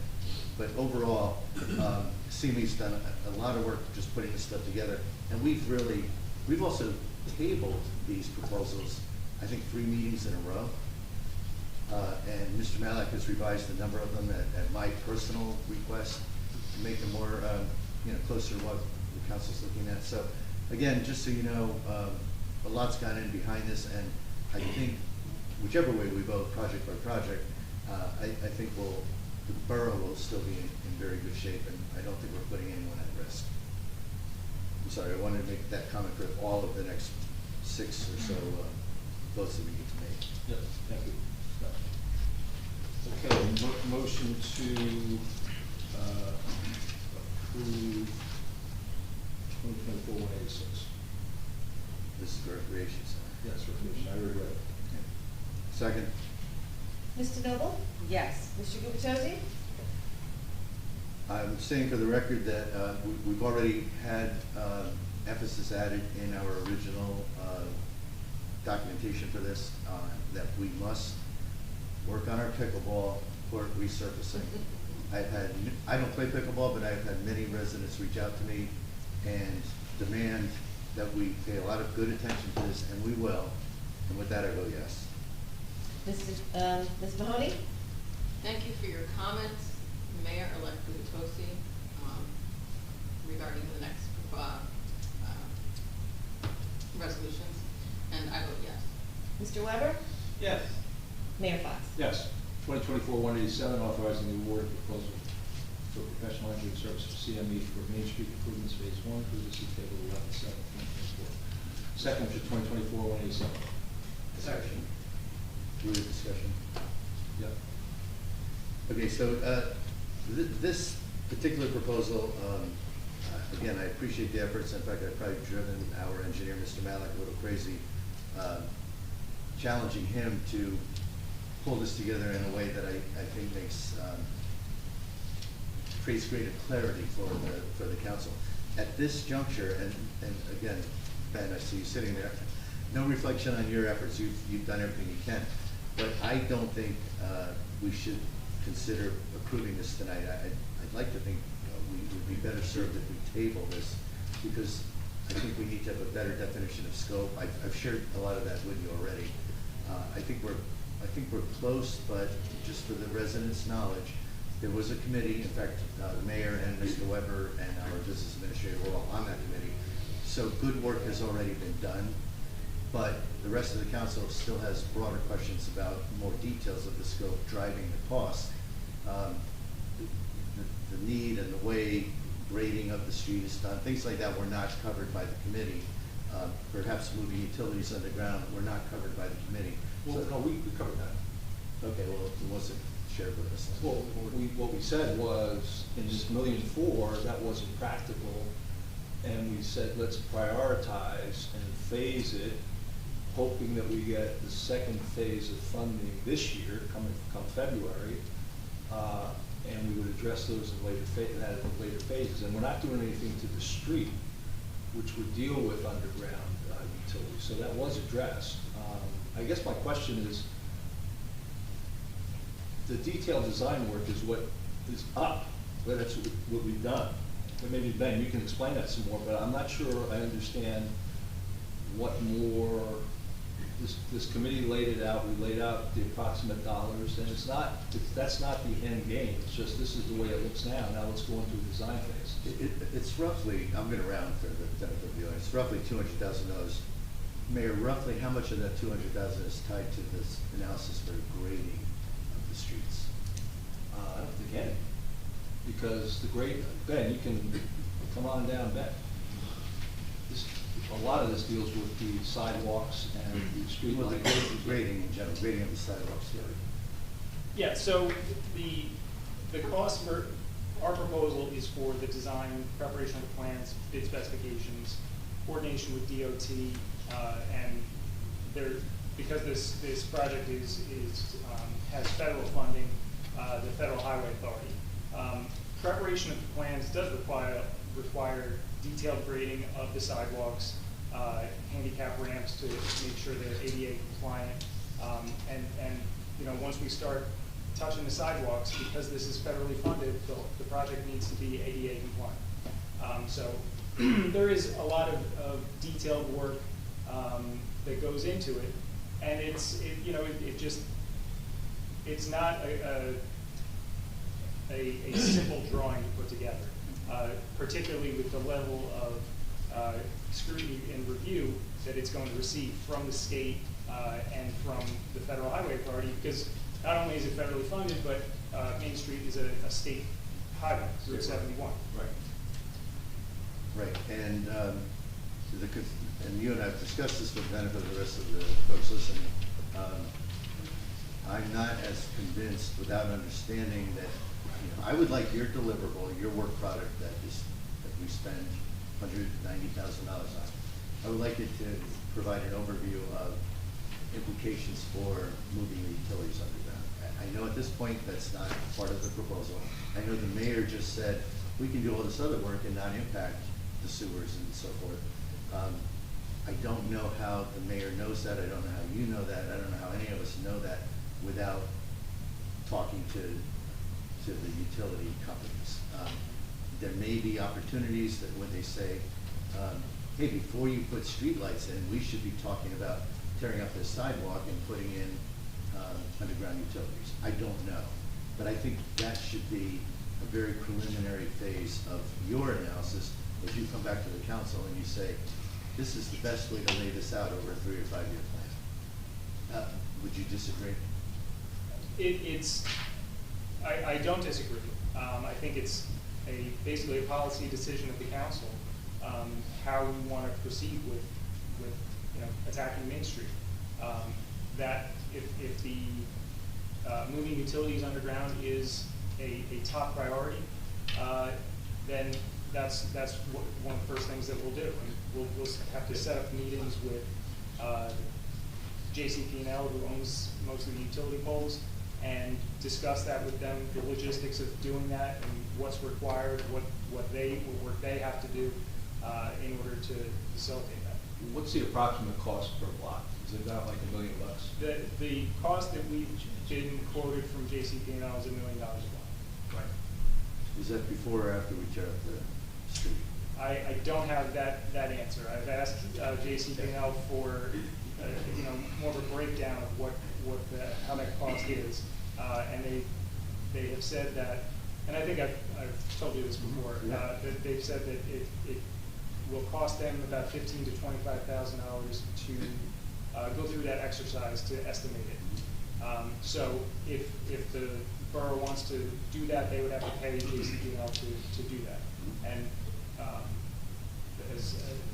to this point, there has not been a check written to JCP&L, so they have not done that exercise. Yeah, I'm simply saying, everyone tells me it's $1 million a block. We just confirmed it again. No one can tell me whether that means after we tear up the street or before we tear up the street. So it's a significant variable that I think should get priced into the equation. But this Main Street grant is for $1.4 million.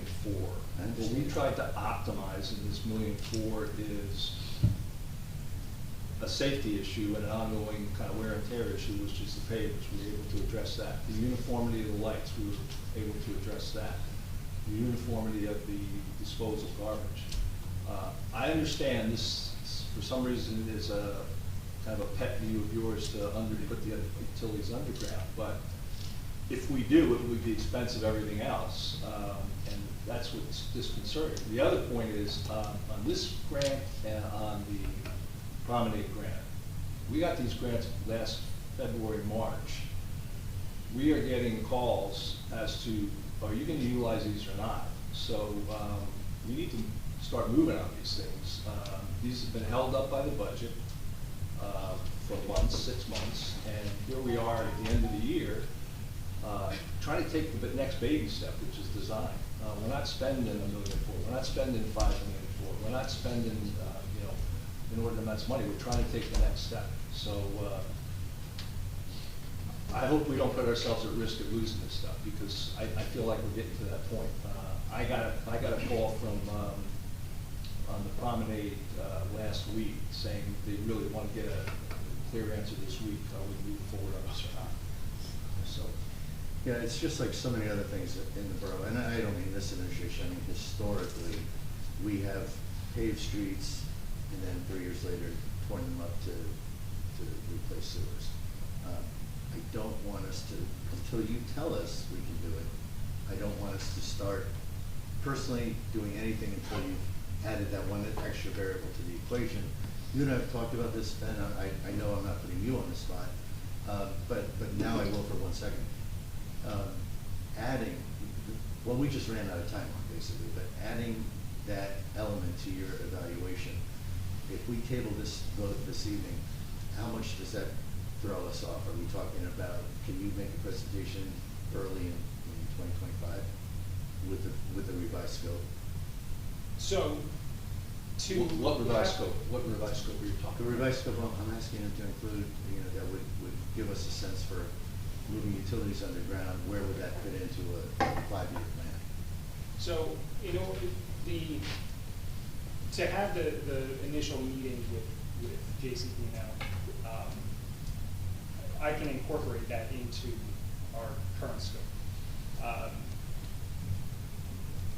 I couldn't tell you exactly what would be required of us until we actually have that meeting, because like I said, a lot of the work is to be done by JCP&L. It's their infrastructure, their utility poles. They would have to do their own design, and they would be most likely be the ones constructing it. So I couldn't tell you exactly right now how it would impact this proposal, but for the purposes of just having that initial meeting and discussion, it doesn't impact this. Just to be clear, it does not? It does not impact our cost that's in the proposal. Personally, I think I don't think when I'm expecting extra from CME, I don't think it's a lot of your time. Again, it could be in your world 10,000 of fees or something, but I don't think it's a lot. But I think it's very important that we have a clear vision of what we want to do with Main Street before we start changing the lamppost. So all I'm suggesting is that we would all be better served, Bradley Beach would be better served if we give you a little more time to help us, totally prepare a strategic vision of Main Street. But we sent a report out to the council probably a month and a half, 2 months ago, saying specifically what was in that design. Yes, a report was sent out that detailed the discussions that we had as in the committee. And the outcomes. To discuss Main Street, yes. And are 70% of the lights facing up or facing down, for example? Right. They're facing down. Exactly. And that is putting some new pavement on the street before we rip up the sewers. I'd like to understand, before we address those points, a much broader issue. Once you say, well, we can do all those things and still be able to move the utilities underground, or there's no way you can move the utilities underground. Either way, then we can move forward with putting the lights facing up or facing down. That's how I'm viewing this. In addition, there's a few poles, I know they're supposed to lean, but they're so unattractive. So maybe they can address that. If we can't put them underground, we have to have a better look. We can't have these crooked poles that look like it's gonna fall in the street. We just need more time, I think, and I think we'd be better served, as long as it doesn't cripple CME, I think we'd be better served tabling this to our next meeting. I think we're in a red zone from a funding perspective with the state and federal government. Is that true, Mr. Mallett? I don't know the details of that. I don't get the calls from the state. For the Main Street and the promenade, I have not heard anything on Sylvan Lake. The promenade, we were told that we have a deadline. Yes. That Main Street, I thought we had We got a until request, 26. we got a request from Lauren's office over 2 weeks ago saying, what's up with this? Because the question they're asking too is, we put in $5 million for second phase that we want to get awarded this February. If I'm sitting in that chair saying, well, they haven't done anything with this, what should we do with the $5 million? And we haven't responded to them yet. We've been waiting on this meeting to say, we move forward, the design, we're on track. Just a reflection of the council needing more input than we've received to date, and again, with your best efforts. Yeah, I don't agree with that at all. I think we have had a committee, we gave a report, we've had this on the docket since May. I've been asking about underground utilities. Yeah, but you've been asking, Councilman, but the issue with, for years, but the issue, which I just don't understand why this isn't processing, is everybody we talk to says underground utilities are an extreme expense, very expensive to do. Our question is around trade-offs. Do we want to invest all our money in underground utilities and leave the look of Main Street as it is? Or do we want to improve the look of Main Street and continue to look for funding to complete all those phases? That's the question at hand, I think, right now. Underground utilities, if you're building a development in the Midwest, you can start that way. When you're already there, it's real tough to change. It's my understanding. Correct me if I'm wrong. That's my understanding as well. I can't tell you what percentage of that $1 million a block is associated with the restoration work versus the actual infrastructure.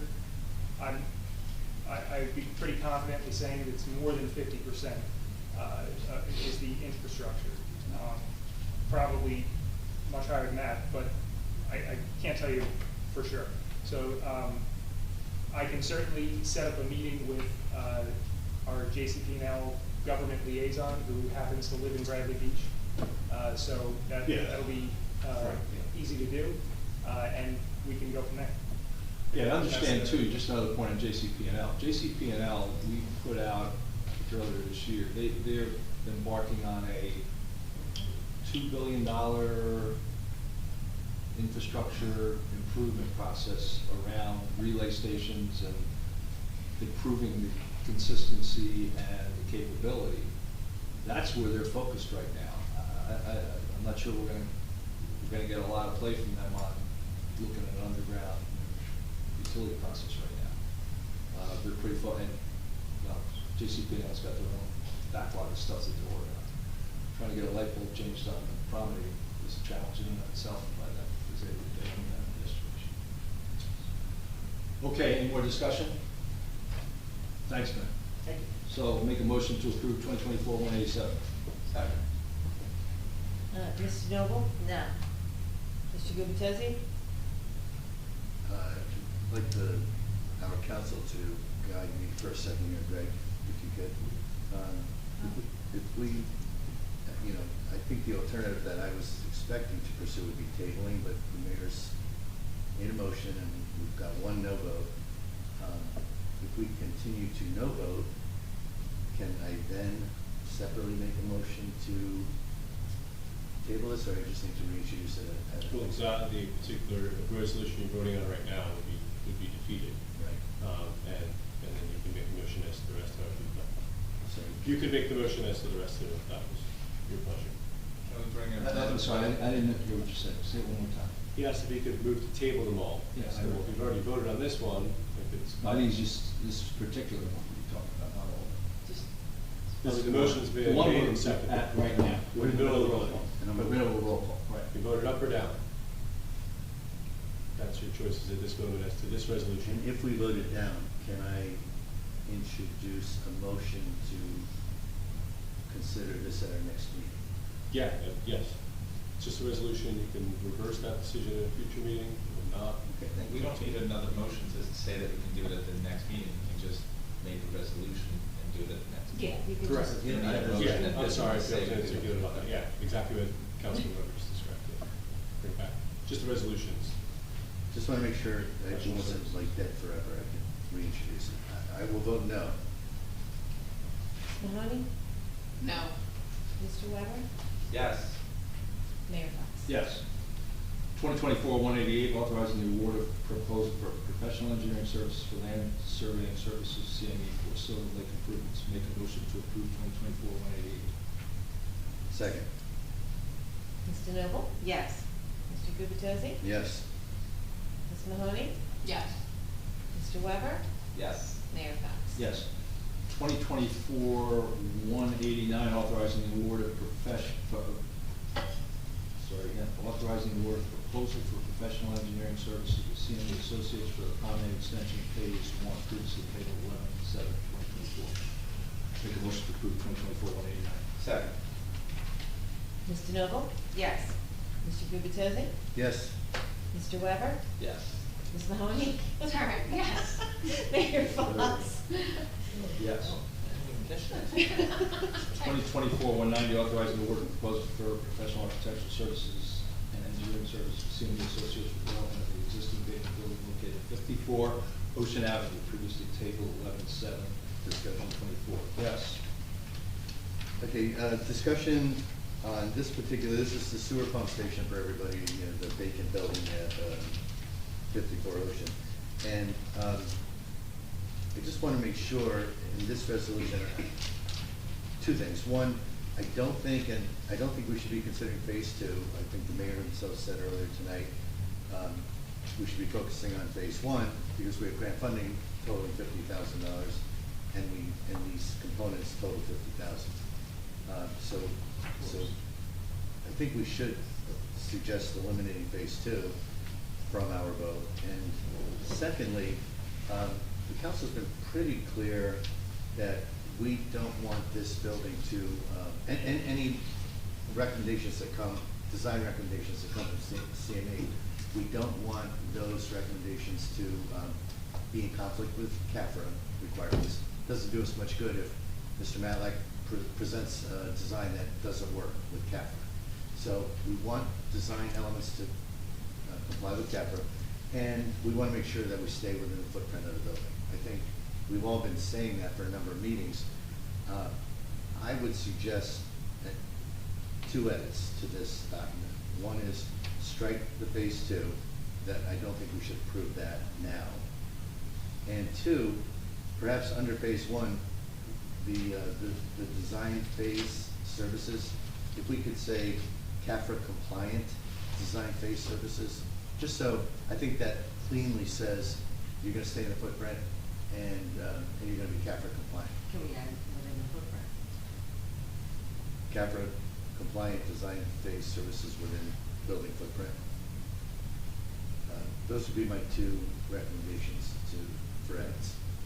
Correct, is that? We need a motion to amend resolution 2024-190 to indicate that the suggestion should be CAFRA compliant within the footprint of the building, and that only for phase one, as listed in this resolution. Okay, I'll make a motion that we amend this resolution to insert wording that says CAFRA compliant design phase services that are within the footprint of the building. And we also added it to remove the phase two component of this current resolution. Second. Mr. Noble? Yes. Mr. Gubatose? Yes. Ms. Mahoney? Yes. Mr. Weber? Yes. Mayor Fox? Yes. Can somebody please send me that one?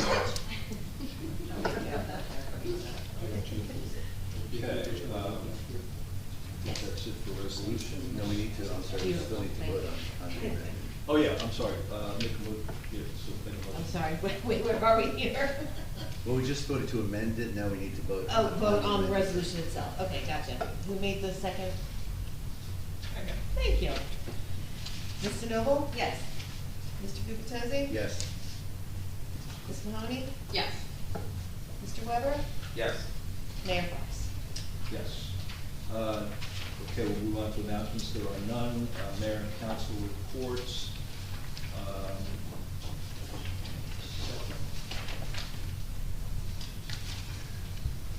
Sorry. Okay, I can start. Certainly the holiday season is in full swing. We began, as we do each year, with Good Works. Last Friday, or 2 Fridays ago, on November 22nd, some 80 volunteers from the Bradley Food Pantry distributed 600 Thanksgiving dinners on a windy, chilly Ocean Avenue, but mission was accomplished. Their next big event is is actually next Friday, December 20th, which is their Christmas distribution.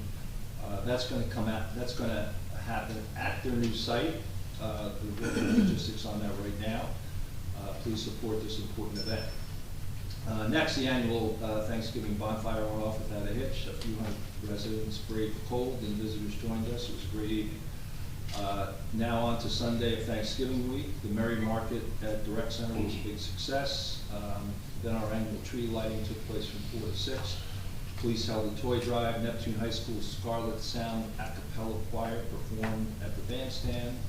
We had some hot chocolate and cotton candy, horse-drawn carriage rides around the park. And then the tree lighting for our residents, 7-year-old Remy from McCabe Avenue hit the button, and the lights on the tree went on. And then a Christmas miracle, we had a snow squall. Courtesy of J.R. Fronheim, who braved a cherry picker above the site for some 2 hours in nothing but a hoodie. So anytime if you see J.R. around, thank him. Santa then made his appearance, and to the delight of the children, I'll cover some other events in a bit, but just let people know additionally that there will be a menorah lighting on December 25th at 5 o'clock at Riley Park. And I'll put some more information out on that shortly. We're working out some of the details on that right now. And just to mention the temple on Tuesday, I can't, what day was it? I can't remember. Thanksgiving? Yeah. It was Thursday. Thursday. Was the list? It was just this, yeah. I'm losing sight of the days. Yeah. Held a Thanksgiving meal for our first responders and elected officials at their renovated dining area. It was a great event, and they're just a very thankful group, and we very much appreciate that community within our community. Library tomorrow, Thursday, December 18th at 6 p.m., the holiday concert with Florian Schanz Jazz Combo. Continue to ring in the season with winter favorites set to their combo. It's a free family program, but registration is required. Recreation on the 14th, which I think is Friday, we have the Rec Center's Grinchgrams. There's more on the website about that. And on the 15th, there's Breakfast with Santa at the Rec Center. More information on the website. Mayor's Wellness Campaign, 3 municipalities that achieved Gold Award in 2023, Healthy Town Award designation, were asked to present at the League of Municipalities meeting in November. In addition to Bradley Beach, Bergenfield, Borough, and Montgomery Township presented their respective stories to attaining excellence within a Healthy Town designation. I wanted to thank Barb Johnston and Liz Hernandez publicly, who kind of developed the presentation and worked with me to convey what we have been doing in the last few years. I won't go through too much on 319 Lorraine, except to say that the bid package for demolition is for prospective bidders, is out. We get bids in next week. We have had prospective bidders tour the facilities, and we have, I think, some more scheduled between now and Friday. We anticipate a successful bidder on the 20th on that. So 2024 is almost in the books. We've had some ups and downs, but I think we came out ahead. It all starts with the collective efforts of our municipal employees, our professionals, and our volunteers. We can't thank them enough. I'm just going to go through very quickly kind of a little bit of a time capsule of the year. We kind of started the year with a support to our Jewish community on the October 7th atrocity. We started a Zooming for Wellness process. The police department certainly had some issues in the Jan Feb, but we followed with the new police chief, followed by a succession of promotions that culminated tonight with a complete force. Our pantry move, the Bradley Pantry, they held a $70,000 fundraiser to help accommodate that fundraiser. We had significant success with grants, Main Street, the Promenade, Sewer, Sylvan Lake Recreation. We had some budget struggles that finally got resolved. 319 Lorraine, I think we've gone from the end of the beginning to the beginning of the end. I guess we'll see. Infrastructure, Lake Terrace Park, we finished those enhancements. Sewers, Park Place, Ocean Park, and Fifth Avenue. We had a January jam for our first responders. The WBCA ran that. Driving Miss Daisy was a big hit, but we lost Julia Rand this year. That was her last performance. And I'd recommend the council next year change the name of the Arts Council to the Julia Rand Arts Council. I think that would be a fitting tribute to her. We had some hoops recognition for the elementary school girls. We got gold designation for the Mayor's Wellness Campaign. We continued with a lot of 2 beach sweeps that were very successful. We had 5 new additions to Sylvan Lake, 5 swans that continue to thrive. We passed the lifeguard leadership torch, and we had a big save of a visitor on North Avenue Beach. We had a great summer. We exceeded $2 million in badge sales. Our seniors celebrated their 30th anniversary. We had a great Juneteenth celebration at the library. We expanded our summer shuttles.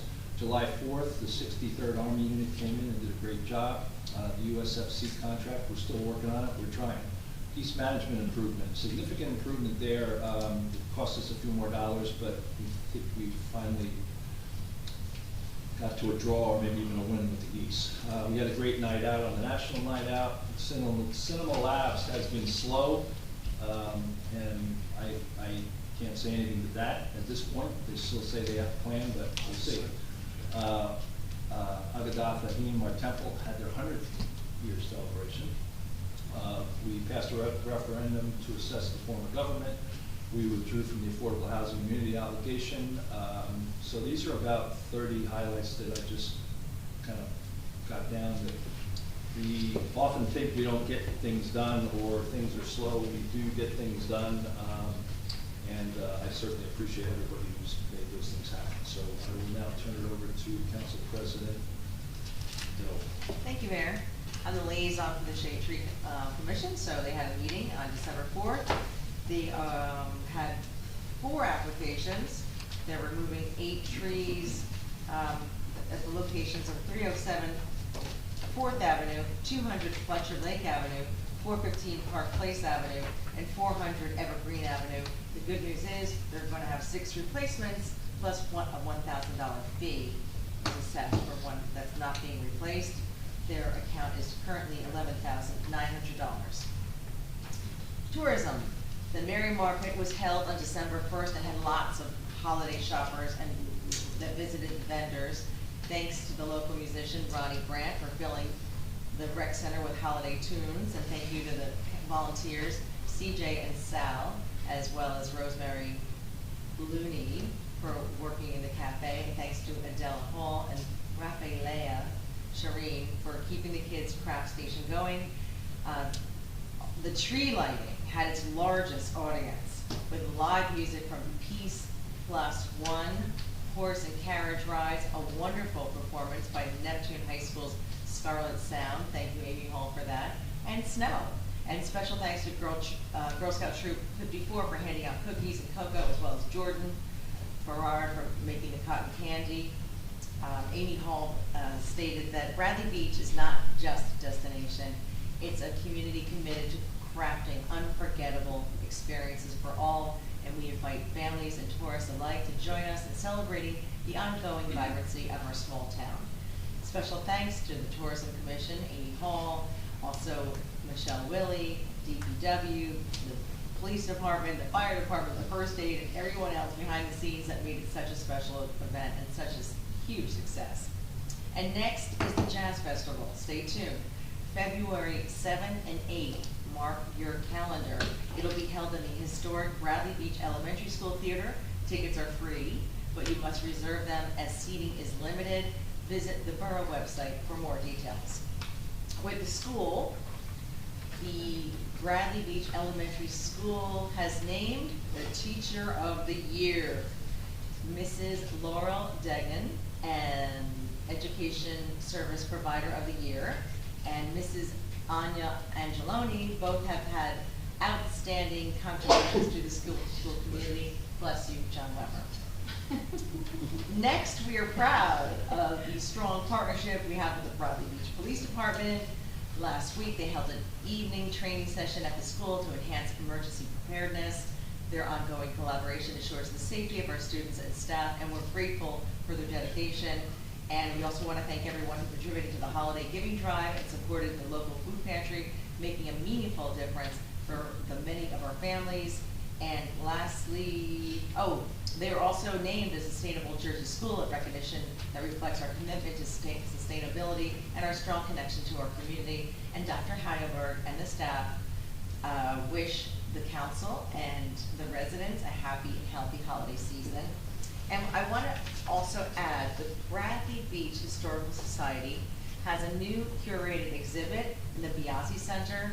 I had the honor of cutting the ribbon for them on December 7th. I believe it was on Sunday at 2 o'clock. We also had many speakers come in that were multi-generational families here and all different heritages. It was really, really interesting, and I want to thank them for all their work. They're all volunteers, and their work is very important, and it's very appreciated.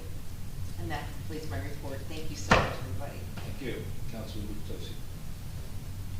Thank you, Mr. Mayor. Once again, I thank Captain Terry Browning, who provides me my regular police reports, and he did provide a pretty active one for us to close out 2024.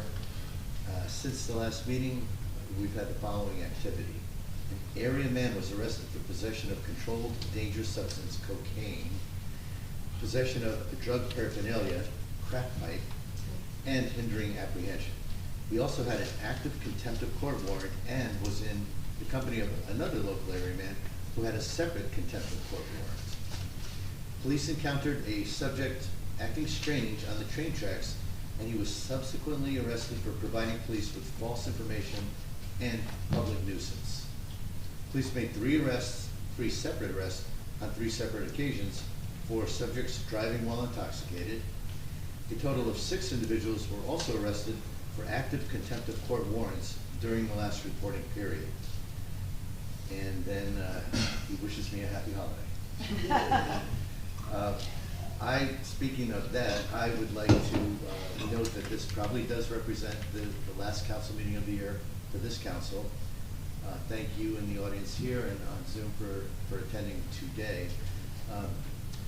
But for most of our residents, this will also be my last chance this year to state my gratitude for this community that consistently challenges every one of these council members to serve Bradley Beach and to make this a wonderful place to live. I want to wish everyone wonderful and healthy holidays over the weeks ahead. Let's all enjoy our families and our friends. And let's return in 2025 energized to work together to make a wonderful Bradley Beach even better. Happy holidays. Okay, Councilwoman Mahoney. Thanks. Hi, everybody, and thanks for coming to our last council meeting of 2024. I also went to the tree lighting and the bonfire. And I brought some friends with me, and we had a great time, and the snow was amazing. I thought it was a great addition because I got some really amazing photos.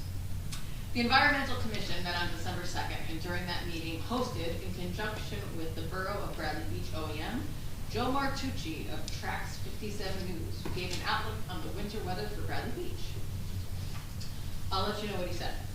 December should be cold the first half of the month with little snow.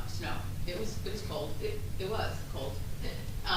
But we should see a warmer second half of December. If the polar vortex does not show up in January, we won't have cold air and probably won't have much cold weather. We could get days in the 50s and 60s in January. The first half of February is our best chance of snow, and expect mild temperatures for March as well. So it doesn't look like it could be too bad. Thank you to Joe Martucci for his program. The Land Use Board met on November 21st. The board approved a variance for a ribbon driveway on Monmouth Avenue. It was brought to the board's attention that ribbon driveways have been deemed unacceptable in the borough depending on the interpretation of our ordinances. And the suggestion was made to the board that they include in a report to the council to revisit ordinance 450-41A6 and to ensure our ordinance is clear on the permissibility of such driveways. The board also approved 7-0 after the recusal of Mayor Fox, Mr. Marco, and myself, the initial and final application for the subdivision of 317-19 Lorraine Avenue, also known as the church property. The applicant, which was the borough, also sought and was granted waivers for the following documents and checklists: size and location of all existing proposed structures and length measurements of perimeter building and walls dimension, size and location of all existing structures within 200 feet of the site boundaries, and a grading and utility plan. Residents within 200 feet of the property boundary showed up to express concerns regarding the lack of a grading plan and the potential impact of stormwater runoff. The board will meet again on December 21st. I want to wish all of our residents and employees a fabulous holiday season and a happy new year. This will be my last council meeting. It has been an eye-opening pleasure working for all of you and the rest of the residents of Bradley Beach these past 14 months. I leave this position with my only regret being that I am unable to continue serving Bradley Beach in this capacity. I'm excited about the future of Bradley Beach, the capable minds and hardworking hands who will be doing an incredible amount of work in 2025 and beyond. I look forward to an increasing sense of community, fairness, especially for our local 152, transparency, fiscal responsibility, trust, inclusive decision-making, and respect for residents in 2025. There's an African proverb, which with some of you I'm sure are familiar. If you want to go fast, go alone. If you want to go far, go together. I'm excited to see how far Bradley Beach can go, how much better we can be together. Thank you. Thank you, Councilman.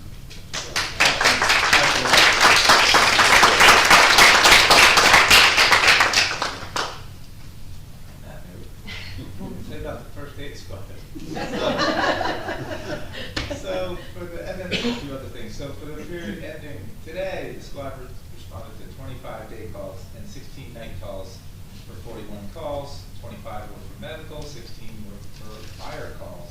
The squad provided medical overwatch for the Bradley Beach annual bonfire and Santa in the Park tree lighting. Which I should just say, you know, when we go to these things and we're having fun and doing, you know, our volunteers are there making sure that, God forbid, if something happens, like they're ready. So they're basically working when we're all having fun at every single one of these events. Anyway, the squad requested one mutual aid from Neptune EMS for this operational period. That meant that they fulfilled 98% of their assignments for this operational period. As always, they're looking for volunteers. There's free training for qualified people. anyone who wants to volunteer with the First Aid Squad, you can find the applications on the borough's website. They're accepting applications for their cadet program for young people 16 to 18 years of age, if they're interested in serving the community. And for the fire report is landscapes for some reason. I don't understand why. But so for the month that ended November 30th, the fire department responded to 10 day calls, 3 night calls for a total of 13 calls. 1 was for fire, 9 were for alarm activations, 3 were carbon monoxide alarm activations. The department conducted 1 training for hydrant operations. The department also conducted a standby operation at the bonfire on the beach. There were no mutual aid requests for the fire department. They're happy to report they have 1 new firefighter application pending, and the department fulfilled 100% of their assignments for this period. Same as First Aid, they're always looking for volunteers. They offer free training for qualified individuals. Anyone wishing to volunteer can find an application on the borough website. Let's see. Now, regular comments. I was at the tree lighting. The tree lighting, of course, was great. I want to congratulate the members of the Charter Study Commission, who I guess basically got sworn into office and had their first meeting, I think, something like that. So they have some work to do, and we all know what that's about. So Fletcher Lake Commission, I will kind of say what the mayor said. The residents are really happy about the geese removal that happened, I guess, late summer, early fall. The commission got great feedback about and praise, and the town got great feedback and praise regarding this geese removal. That geese removal plan cost $5,000, and we split it evenly with Neptune.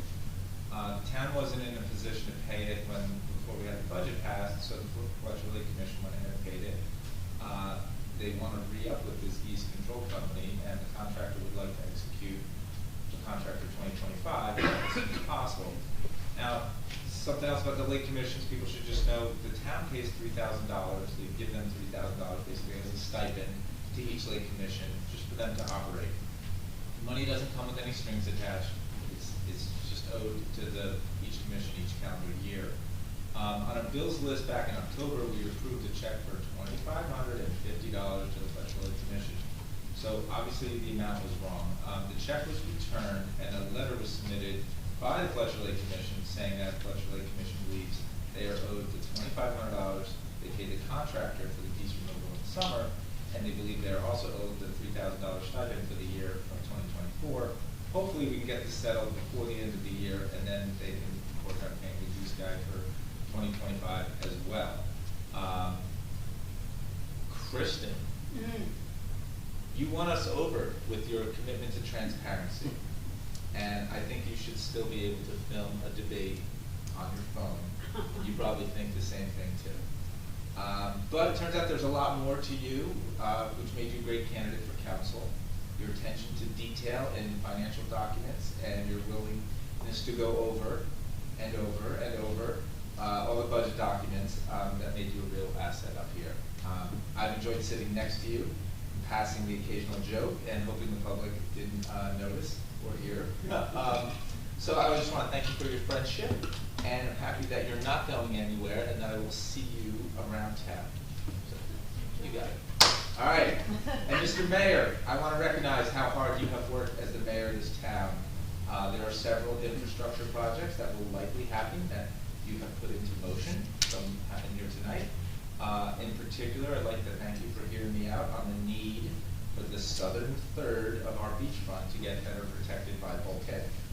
When you heard that, you got it, and you acted, and as a result, there's a big grant coming to the town for that. And if that project ends up being built, you will have had a hand in it. So thank you for that. I wish you the best in the rest of your retirement, and I wish the best for your family, and I hope everyone stays happy and healthy. And thank you, and that's my report. Thank you, Councilman. Okay, we are now at the comments portion of the meeting. Yep. I have a little bit of a reality check to add to the mayor's time capsule. I think the public will reflect on his version of the events of the last year a little differently. As predictable, he leaves. which is part of the course. I've titled this, Farewell, Fox. As we bid farewell to you, Larry Fox, it's imperative to reflect on your tenure, which will be forever remembered as the darkest chapter in the history of Bradley Beach. Mayor Fox's administration has been marred by scandal, corruption, mismanagement, and a blatant disregard for the well-being of our community. One of the most egregious actions under Mayor Fox's leadership was his cover-up of the ex-chief of police, Leonard Guida. Mayor Fox's mismanagement of public tax money resulted in multiple material misstatements in the 2022 audit, a clear indication of his inability to handle the borough's finances responsibly.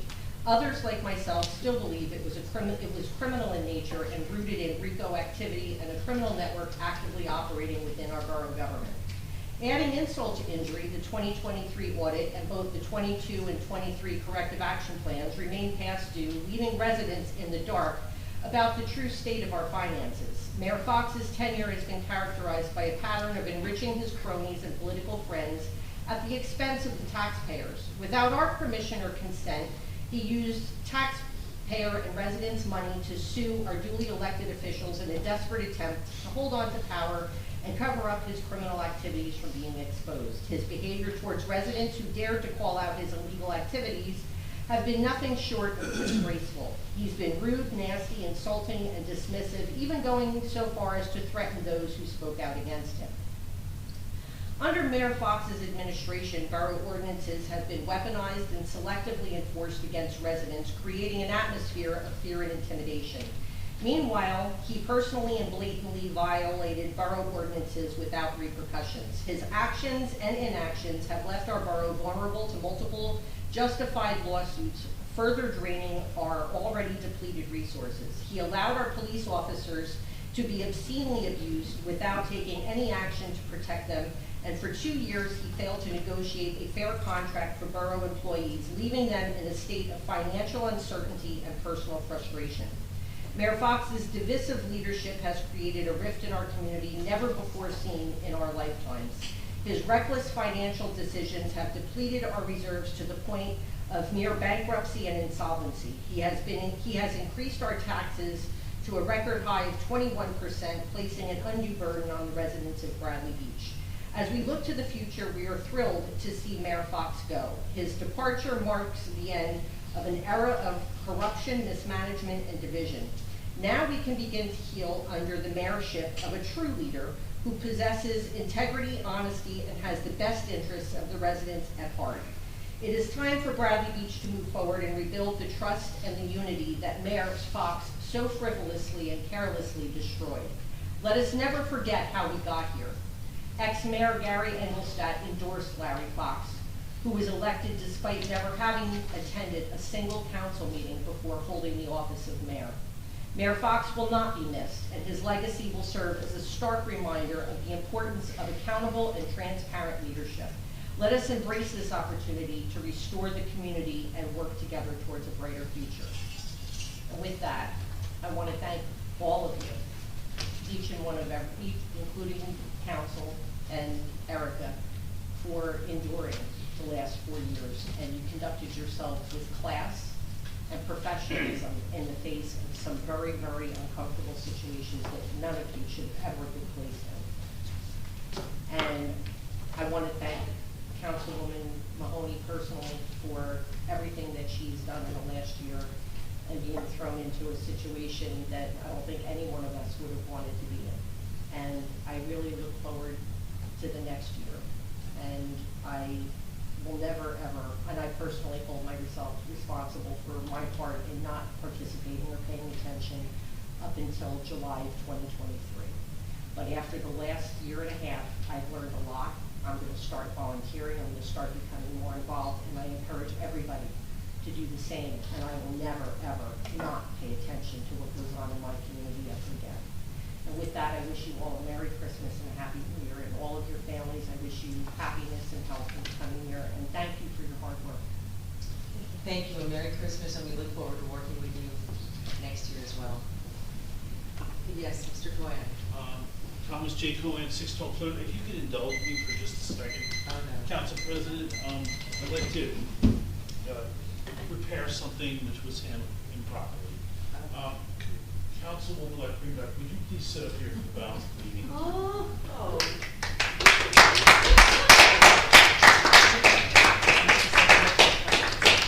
You can make your comments from there, or they should be made. Just another injustice fixed here in Bradley Beach. I would like to address the subdivision which was done at the church. I attended the meeting. I've attended, I'm not exaggerating, 1,000 planning and zoning board meetings. I was very disappointed in the fact that the town will apply to their own land use board and submit incomplete documents and ask for waivers. Waivers are variances. They're relief from the checklist items which protect the people of the borough. To have 5 people noticed within 200 feet, all ask for a zoning plan, and they're denied the zoning plan. It was the most embarrassing thing. So I would request that the Borough of Bradley Beach, being the council, reapply in January to the Land Use Board for a bifurcated application, including a grading plan to protect the people. You have a 1/2 acre parcel you can properly grade. The last time it was graded was 100 years ago. Make sure it operates properly for the residents who live near there. Do the preliminary approval, as should have been done in the beginning. Once the building is torn down, then the town would come back for the final approval. I just like things to be done properly. The application was not presented well. They also snuck in keeping the parsonage. Well, there was no testimony that the parsonage didn't need variances to remain there. No testimony. Oh, we're just drawing lot lines. No, that's not what you're doing.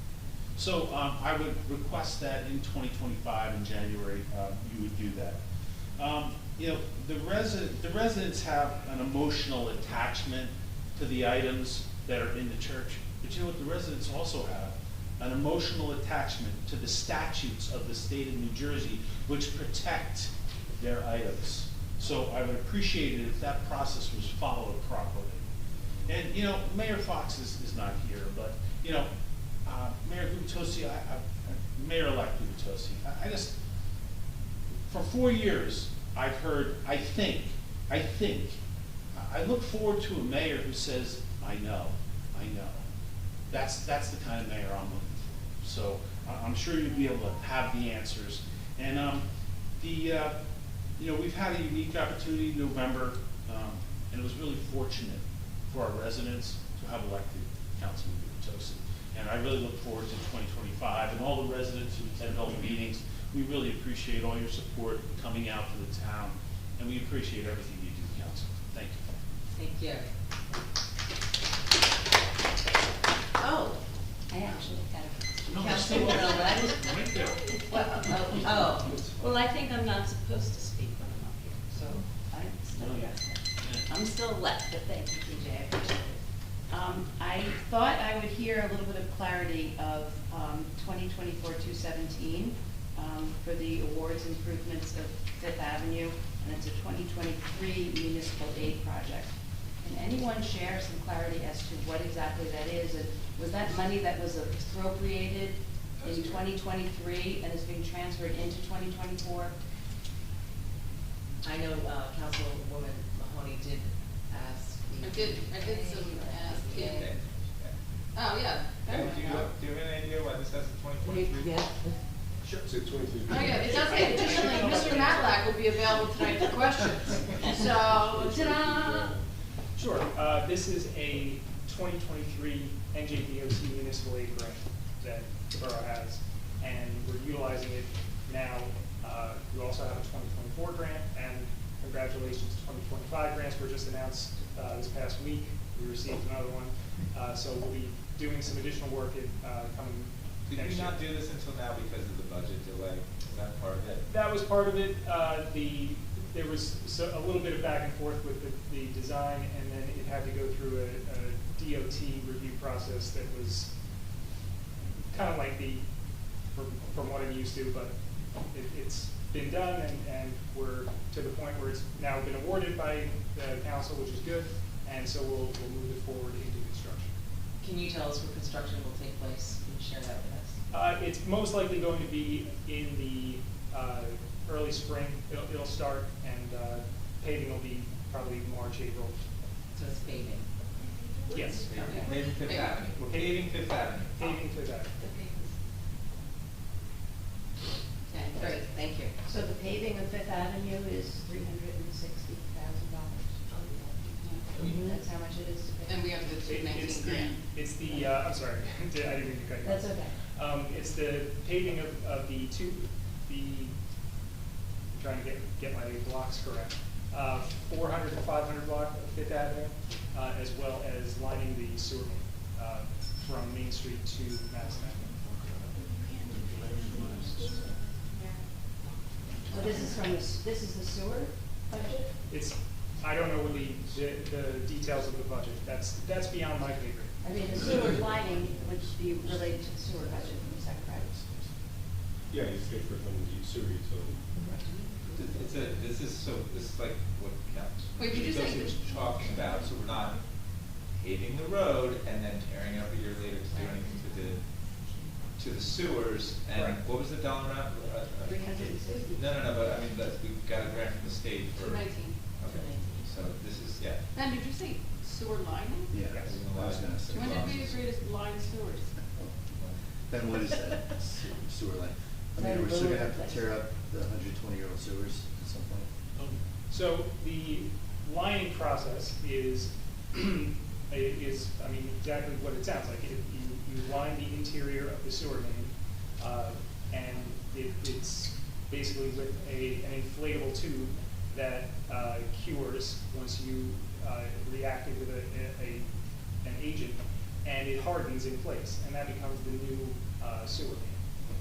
And that we reviewed the sewers. They are a candidate for this process. Not every sewer main in town is a candidate. For example, the one we just did on Park Place Avenue, offset joints in that main that would not, so it was done this way. I thought that's only good for 25 years, mining. That's probably pretty accurate.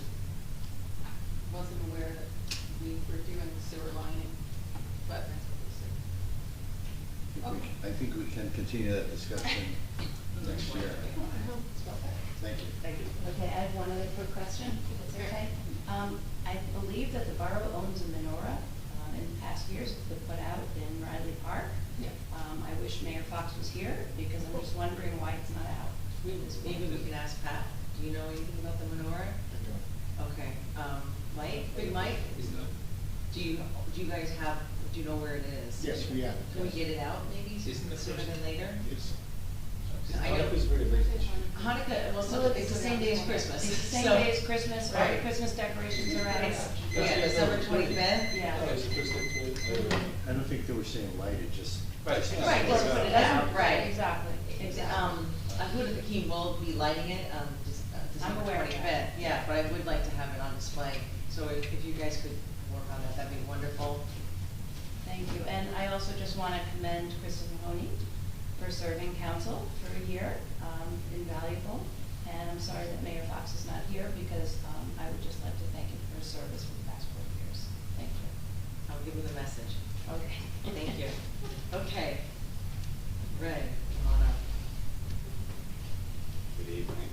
I just have a. Just remind us of your name and address. Sorry, Ray That's- Castellano, 604 Bradley Boulevard. I have a couple of comments about the Main Street improvements. I think the decision you made tonight was the right decision. You wouldn't renovate a house and then decide that you need to repair the foundation. And there's nothing more important for aesthetics on a street than buried underground distribution. That's what you call it, buried underground distribution. The cost quoted tonight, I feel, is very high. $1 to $3 million a mile is more typical. Utility companies also love buried underground distribution because it's easier to maintain, and it eliminates tree trimming, and it provides more reliable service, so they do like it. Deciding not to do that first basically means you'll never do it. Because basically what it means is that everything you do after it will just get disrupted and you just have to redo it. So this is, and if you just even think about it, driving down any street, the ugliest thing you see are the utility poles. You're not gonna see the pavers and the lights. You really see the openness of the street. It's where you start the project. And again, if it's decided not to do it, that's fine, but you're never gonna go back and do it. Thank you for listening. Thank you. Ms. Duffy?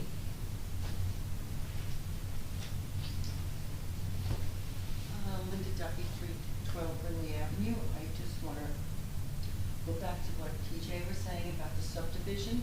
Conveniently on their survey plot line, that was called, the parsonage was going to remain. But in this bid package, it's going to be demolished. I did say it was probably a mistake at that meeting and they had no idea. But obviously, I don't know what's going on, so what are we doing? I think what you said about the bid with the demolition, that it's both buildings. So. It's all. It's all buildings, Yeah, right. so the land survey, I mean, the plot plan was incorrectly represented, and the land use board represented themselves and not represented what we were saying, because we did identify that. Also, because it's 4 lots, is that considered a large plot plan, which does require grading? And that was not addressed, because was that the waiver they were asking for? Okay. By not putting the demolition on the plot plan? Right, I believe the RFP too, not only are they doing the demolition, they're going to be doing the grading as well, but I haven't seen the RFP, I wish. I think I looked at it, and I Yeah. don't think it says that, but I'm not sure right Okay. now. Ben is here, maybe he can Does help it? us, what are we gonna do with this property? Ben, we're putting you on the spot tonight. Then you should have left. This is why I'm here. Okay. To answer questions. I'm sorry, so, So, tell me is exactly. it gonna be graded Yes. before or after the church comes down? Well, the church has to be demolished, and then Correct. there is going to be grading associated But with that. people around the area are concerned about drainage, because it does slope to other people's property, not to mine necessarily, but to other people's property in my neighborhood. So they're worried that when that whole building comes down and there's a huge cavite in the ground, is that gonna be filled right away? I can't tell you because See, that's the, why- well, I'll tell you why I say that. Because, as was discussed earlier tonight, T&M prepared the building demolition specifications that are currently out to bid. I don't know what those look like. So this is. It would be ultimately, the grading of the final, That would be buildings like- that are going to be that would- constructed. that would make sense. That has to be done by the borough engineer and the construction department. Yes, so wait, say it again? You can take a look at all this in January. Yes, in Yeah, January, thank you you. can take a look at everything, I we just don't don't really know have that. access right now to look at anything. Yeah, that's great. So the geese are back in force. Okay, they're probably migrating, there's a different type of geese, there's No, they're residential not. geese. No, these don't look like, they look like the regular pooper on the ground geese. Well, even the ones that migrate have to do that. That's good. I think, Council President's point is that there are resident geese that, reside, and that's what we dealt with. And there's some that are migrating through and they stop and they see a lake and they stop and they spend a day or something. Check them tomorrow morning, they should be gone. They've been there all week. She seems to know, okay, all week, on which lake? Okay. No, Fletcher. I get the lakes mixed up still, but. Sylvan South, it's easy to remember. Oh, there you go. I'll You're never welcome. forget that. So Erica, I have to ask you a favor. Can you put that video back on the website? I don't do the website. Who does Just it? so everybody knows. Who does that? I don't know where that video is, and I don't normally post that stuff to the website. Because the website did change recently, how you view it at home. We need to take a look at that as well. Yeah, because it was so much easier to manipulate through it. Now it's kind of hard to find where you're going. And that, I noticed I went through every thing and I couldn't find that video again, because I wanted to look at it, just to see what else was in there, because I think they're missing a few things. And thank you, everybody, for your work, and it's gonna be a great year, and look how nice, we're all smiling and laughing at each other. And I thought you were gonna ask me about the geese. I thought you were gonna ask me to do something about the geese, and like, yeah, you were really about to get an answer, let me tell you. Oh, do we have a Zoom into the Ozzie Center? No. I'm just asking. That's okay. Kristen, thank you for your work. And if I'm on the beach again and you think a wave is gonna take me out, please wake me up. Anytime. Thank you. Thanks for being here. Brian. Did I answer your email? You did? I did, okay, good. Brian Downey, 619 4th Avenue. Governor Murphy signed S3408/A4866 into law, making COVID outdoor dining permissions permanent for restaurants and certain alcoholic beverage retailers for the state of New Jersey. Will the borough of Bradley Beach have any say regarding whether outdoor dining remains, and if so, will restaurants have to adhere to code? There are restaurants that have outdoor dining prior to COVID. How is the new bill different than what already exists, and what will Bradley Beach do about the concerns and complaints of residents and fellow business owners? I've been impacted by outdoor dining for the past 4 years. Expanding restaurants to outdoor dining comes with responsibility to surrounding areas and residents. All of these outdoor dining establishments need to be examined by the borough of Bradley Beach, and they need to adhere to code and assume responsibility. Special events need to be handled just like the code chapter 393 states, and let outdoor dining be just that, outdoor dining. I believe a workshop should be held on the matter of outdoor dining, including restaurants, the mayor, council, neighboring businesses, and the restaurant owners regarding these issues, but not limited to. Hours of outdoor operation, school nights need to be considered, as well as residents with their windows open on spring, summer, and fall mornings, afternoons, and evenings. Outdoor live music, volume and frequency, volume regulation, and how many times a season. Outdoor sports events, same as I just stated. Porta potty storage, it's unsightly, and the weekly maintenance is pretty gnarly and seems unsanitary at a restaurant and public way. Outdoor restaurant operations, code education and conduct expectations for employees. Parking capacity has been increased, parking has decreased. Dumpster enclosures, placement, cleanliness, and maintenance. We all want a beautiful downtown Bradley Beach. Communication is the foundation of any relationship.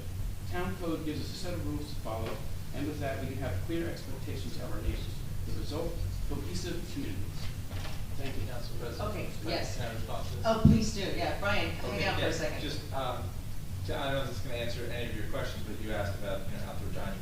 So before the pandemic, the restaurants that had outdoor dining, we had a sidewalk dining or cafe, whatever stipulation, they could apply for it, they could get approved for it, but they had to apply for it, and then they would go through that every year, and our code enforcement, like zoning code enforcement would do it. So that's how that worked.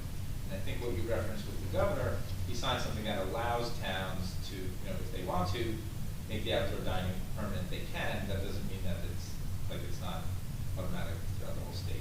So I believe we've heard from people, some people want their parking back, and so I believe for the restaurant that you're talking about, we'll have a discussion about that in 25. Okay. I'm not anti it. I love all the celebrations. I like to eat outdoors myself.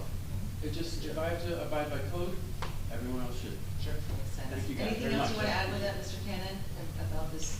So there's a new state law that extended, so they were temporary back in 2022. But this is a mutual area of regulation between the borough and the state, right? The Alcoholic Beverage Commission has jurisdiction, and we have jurisdiction. At this moment, those temporary permits have all been extended automatically until November 30th of 2025, as they said. And the director of the ABC has until May 30th, 2025, because these are basically being made permanent at this point. They're no longer temporary, no longer year extensions. You basically make an application and make your expansion of your premises permanent. The ABC is going to put out regulations. They have until, according to the law, May 30th, 2025, at which that will delineate the scope of the municipal regulation. Your points to code and everything like that, that's already in the original statute that requires a zoning application for these continued now to make them permanent. So that's already in there, so that will be addressed as a matter of course. But in terms of how exactly the rest of what you described is going to be addressed, we don't actually know sitting here, but we will know by May 30th.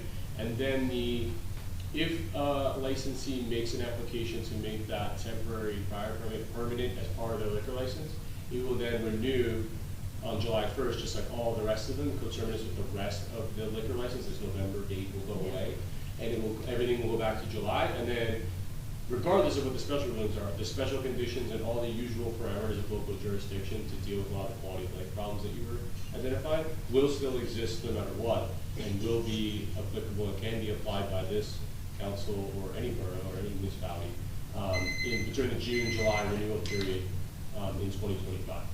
So that's where we sit right now in terms of like what the rubric is. Right now it's all in the ABC's hands, and as before May 30th, they're going to issue what's called a special ruling. Then do special rulings, and then do an advisory notice, which basically explains to people like me and Erica how to handle this new regulation that they've put in place on the local level, because they're ultimately in charge of it. So that's the current rubric of the situation.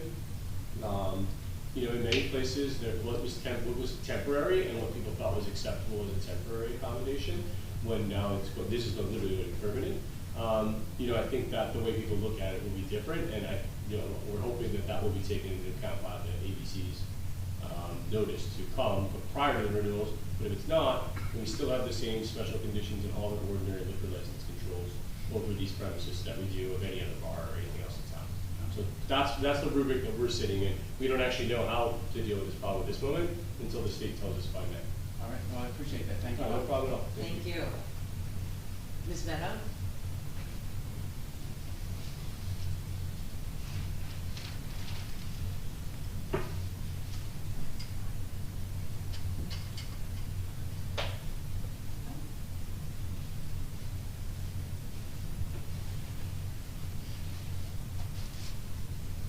Nancy Meadow, Ocean Park Condominium Association.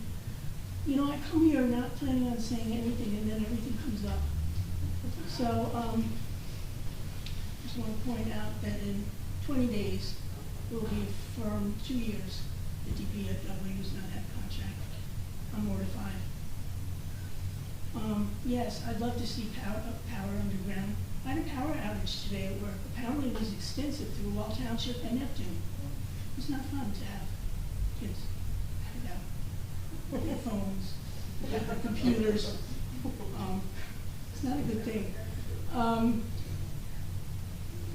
I would like to say that we have a pattern, and I don't deal well with it in my personal life, of waiting till the last minute and then having to make a decision that really isn't the right decision because of it at the last minute. So that's in reference to all the grants that we were discussing this evening. And may I say, it's not free money. I paid for those grants with my property taxes here, my state taxes, and my federal taxes. So I don't want to just take them to take them. I want to take them because we know where we're going with them, which would help if I knew what you're extending the promenade. With what? What is it going to look like? Are we putting pavers back? Are we just putting sand? Are we just building it up? Main Street. Personally, I've said this before. Pick a number, 4 or 5, whatever. Those are the colors you're allowed to do your facade with when you redo it, when you buy, whenever. Pick the same number of signage. X number of designs, that's a signage. Put a little elbow grease, enforce the codes. You would be surprised what Main Street might look like without all of these bazillions of dollars.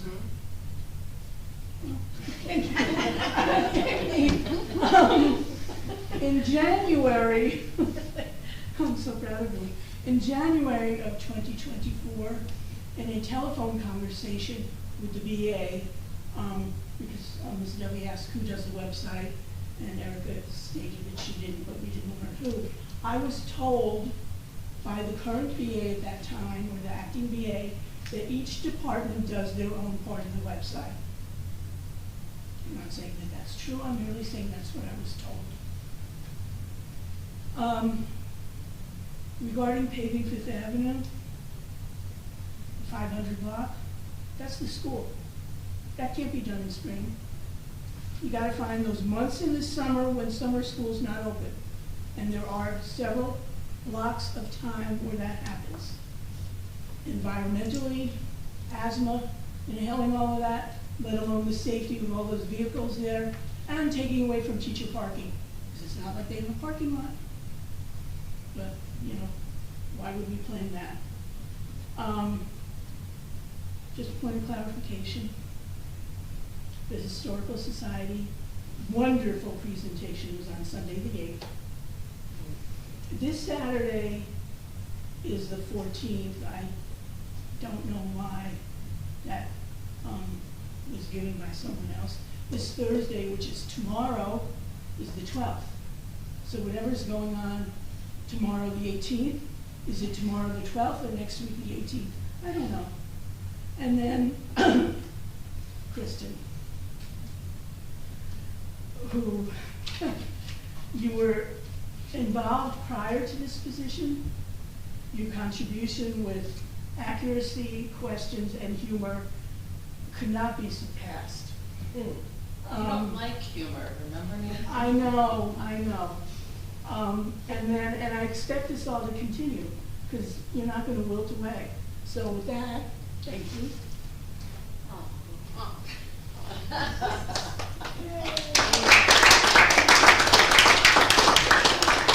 Just read an article that said don't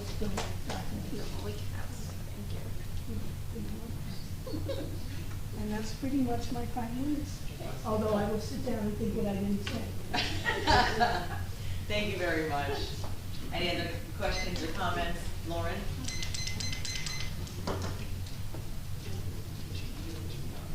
Oh, I'm sorry. Oh, I'm sorry.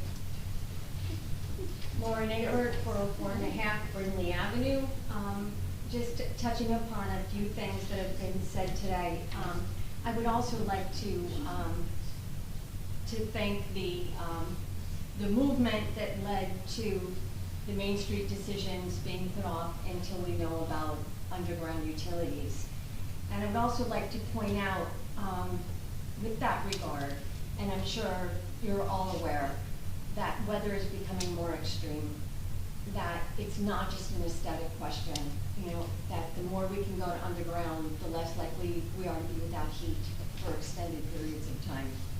You know, heat, light, all of those important things. Also, you know, I had an occasion to be walking around town quite a bit in the early fall, and I heard complaints about the condition and the view on Main Street. But everything that I heard from residents was a really code compliance.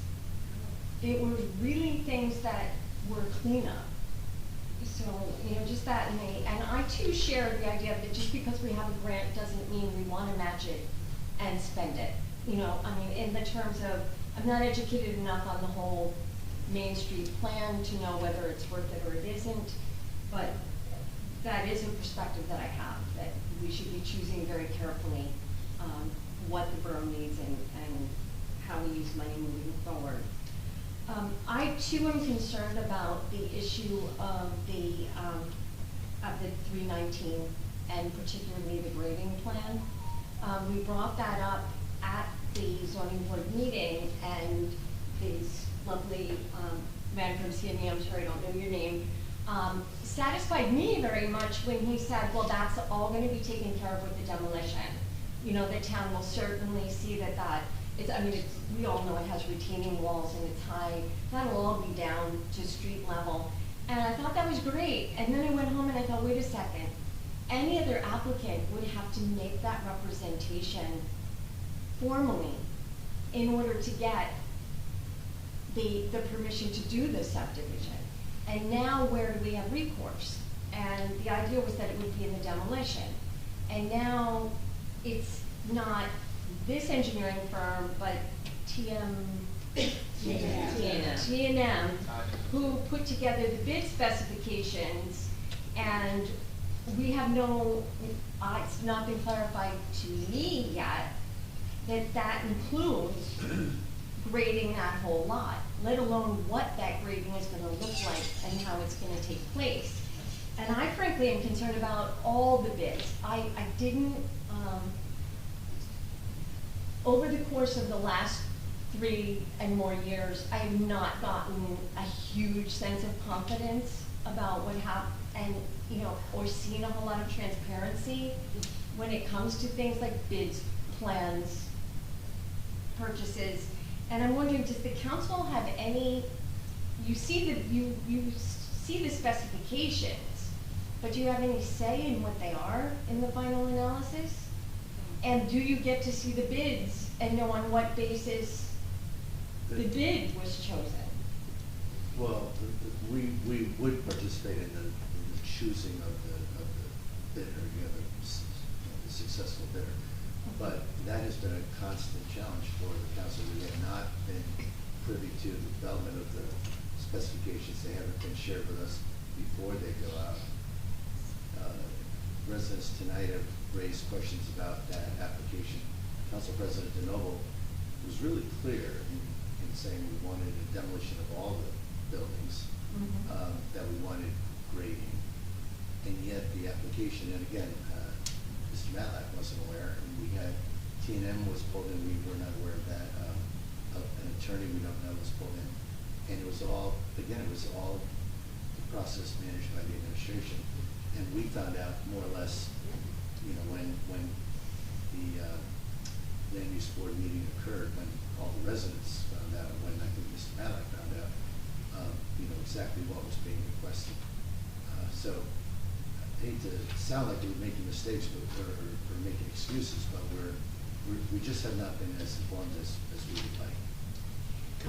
Another way to say it is a lot of people that are responsible for this work that should really be melding together are separate, right? So you have an engineer here who helps you do the subdivision plan, but then another engineer did the demolition plan, and the approved subdivision has a building staying, it's being knocked down by the demolition bid, right? I'm the borough attorney and I haven't seen either. So we're on December 11th, in 3 weeks, I have had a long discussion with Mayor-elect Gubitosi about trying to make these pieces fit together in a way, not just on this project level, as you can see how confusing this gets when you just that tonight, if, you know, more people look at it, more people catch that the building's staying and one and knocked down the other, right? And that is something that we have talked explicitly and for frankly hours at this point since election day about how we get a handle on all those because every little piece that doesn't fit together just costs all the taxpayers money to make it fit together after the fact. And so that's something that Councilman Gubitosi, Mayor-elect Gubitosi, and I, and a lot of all your council members, frankly, over a period of time talked about getting those. You guys come here and point out pieces that don't fit together every 2 weeks, all meeting long for, by my count, for like an hour and a half tonight. And that can't happen if you have any trust in anything that can be accomplished up here. And that's like just, you know, to be honest with you, we could sit here and not answer your questions all day, but we'll just be honest with you, we don't know. That was news to me saying tonight. And come January 1st, we intend to fit those pieces together efficiently, transparently. I mean, Al could probably give you the speech he gave me on the phone multiple times, but like that's what we intend to do. We don't have an answer for you right now. We can sit here all the next 2 hours, and I can't tell you how all this fits together. The clerk doesn't know who does the website. But we're going to find out January 1st, and I can promise you on the first and third Tuesdays now, we're going to make sure all the pieces fit together. But that's the best that we can do tonight. I mean, I don't mean to like cut you off or what have you. But we don't have any answers you're talking about. That's the reason Thank you for your honesty. Thank you. I would really appreciate it. The one thing that I'd like to get some clarity on. First of all, I do completely trust that transparency and efficient working and collaboration is going to be the absolute norm. Well, the alternative has been pretty miserable, I think we'd all agree, so. I'm sorry? I think the alternative has been pretty miserable for all of us sitting here every 2 weeks together. So that's something that Mayor-elect and I discussed as well, how we'd like to not do this every 2 weeks. That sounds great. But still on that subject, okay, I'm going to ask this governing body not to let go of that grading issue. I mean, it would be great if it could be dealt with on the bids. Can I pose another something? and then new construction, but also if they would be required for the new, whatever being new is being built there to have a grading plan. But your point is well taken, and reviewing the site plan and making sure that it's what we originally talked about here in September is like basically what, top 30, top 2? I don't know, we have a lot of problems, but it's up there. Yeah, if I could just go back to that individual property, that's exactly what I'm hoping to circumvent. I have been on the zoning board, and I have seen what happens depending upon who happens to sit on it, who happens to have an application. There are a lot of variables that can come Can I up. ask you a question? And I don't mean to keep cutting you off, if you're involved with like revealing stuff. Do people here bury only half the basement to get more space underneath the house, and then the house is towering over? Is that the grading issue that you guys have? I'm sorry, Is it part of- I didn't understand the question. So it's been my experience in towns where the property values are high, that people start playing with the first floor elevation Yes. in order to jam more That's space totally right. underneath the house. This happened to the point of absurdity in some cases, like bringing Fairhaven to some houses. And so there is a way to address that through your zoning ordinance that they did in Fairhaven, which does not allow you to then have a castle that basically towers over your neighbor's house, because you've effectively raised the grade from street level of your property feet in some cases. In Fairhaven, it's a lot more topographical than here, so like I'll bring in houses that are like, I can't believe that was allowed, right? So we can address that overall issue. I've heard that brought up a number of times. I've heard it brought up here as part of the subdivision. You don't want a bunch of poor houses be towering over everyone else. Seems to be, and drainage also becomes a problem because everything comes off the roof. The leaders run down to everyone else's house.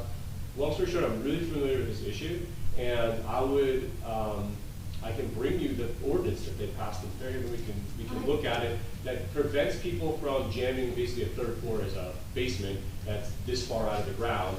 And not, and the long story short, I am familiar with this issue, and we can work on this too. Do you know in a more that- comprehensive sense than just this property. Yes, do you know, thank you.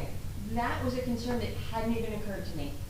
It's I saw just, someone nod back it's there. just the idea that right now we're, 5 feet above, and then even if they're not trying to build more under, it's nice to be high and dry, unless of course you're raining down water on your neighbors. You have a great view, but you're taller than, it just, to me, it doesn't, there was a suggestion by the land use board, at that last meeting, that you residents are gonna have to stay very vigilant, and you're gonna have to come to every meeting if there's any request for variances on those properties. And I thought with the deed restrictions, it was like variances, no, and then they couldn't tell me whether that was true or it wasn't. That wasn't true according to them, and then it seemed to change.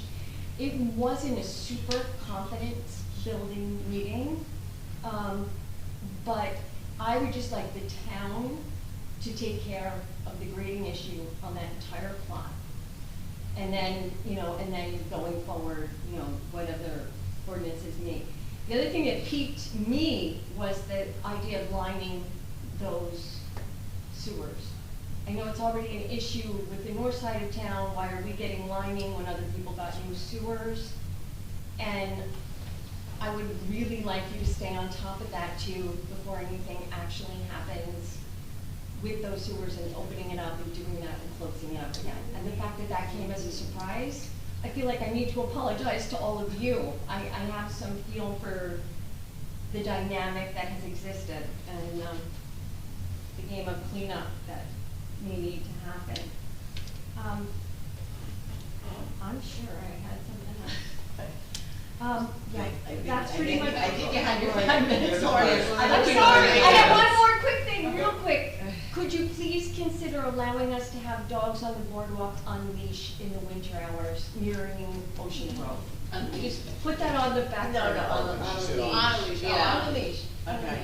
Thank you. I'm sorry it did take so long. That's okay. That's okay, I use that. Okay.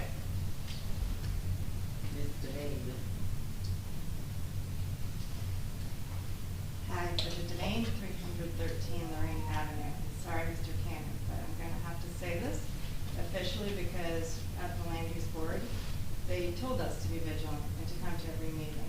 And essentially, I live right next door to this property. I am concerned about the grading because of the water runoff. The height is actually not as much of a concern because we live next to a towering church. for the last 20 years, so the height is not necessarily the issue for me.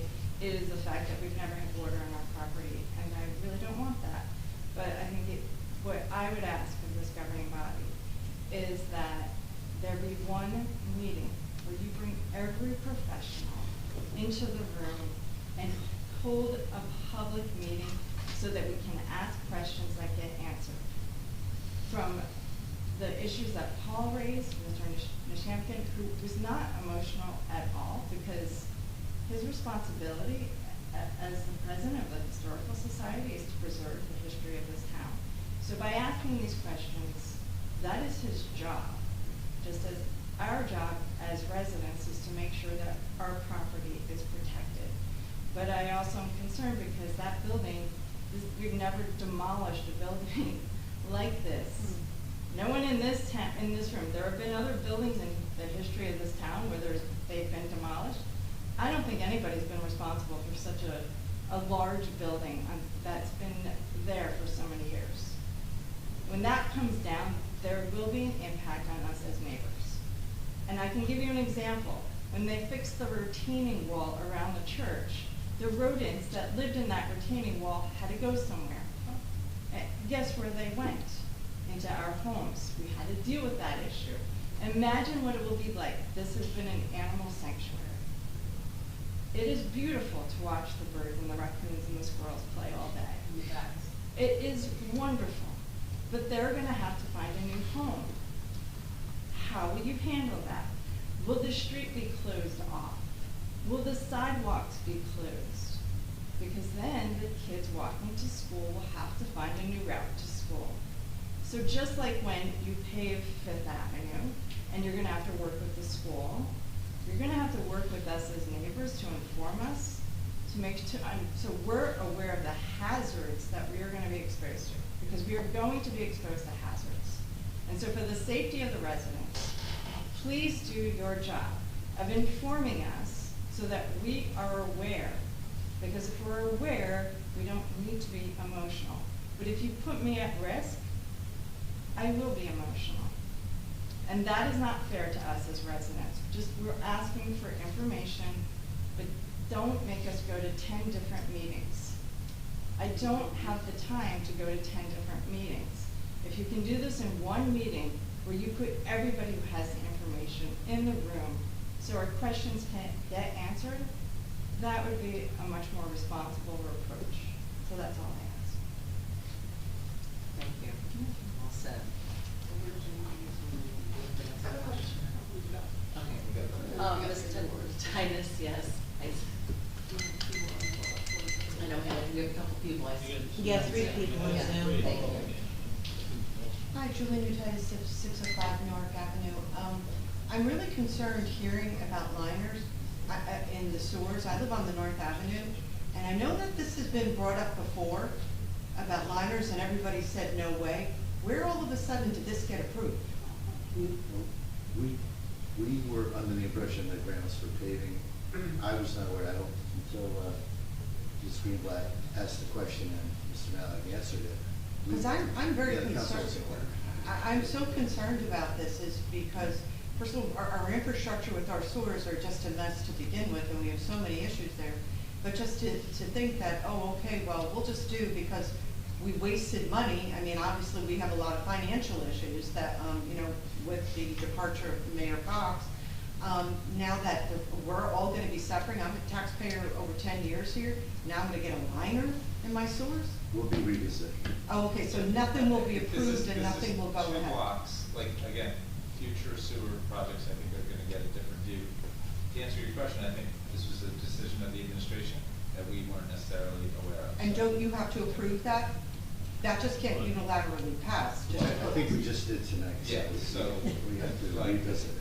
Okay, I just wanted to make sure because that really did, I am sure, scared every North End resident in this town that there are gonna be surprises going on that you're not aware of and that we're not aware of. So, you guys have your work cut out for you. Thank you very much. 2025 will be much more inclusive and a lot more transparent, and we'll keep you posted on everything we can.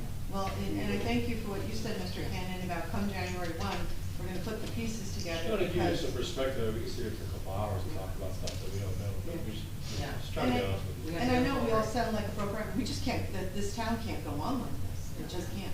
Thank you. Oh, thank you. Yes. Okay, exactly. I see Elliot's iPhone. Just state your name and address, please. Yes, my name is Elliot Isaac, 316 Park Place. Thank you. Good evening. I wanted to say, first of all, good evening to Mayor Fox. I see that he has, looks like he's run away. So, council members, thank you, fellow residents, Bradley Beach, thank you for letting me speak. I come to you tonight not only as a concerned homeowner, but also as someone deeply invested in the well-being and beauty of our beloved town.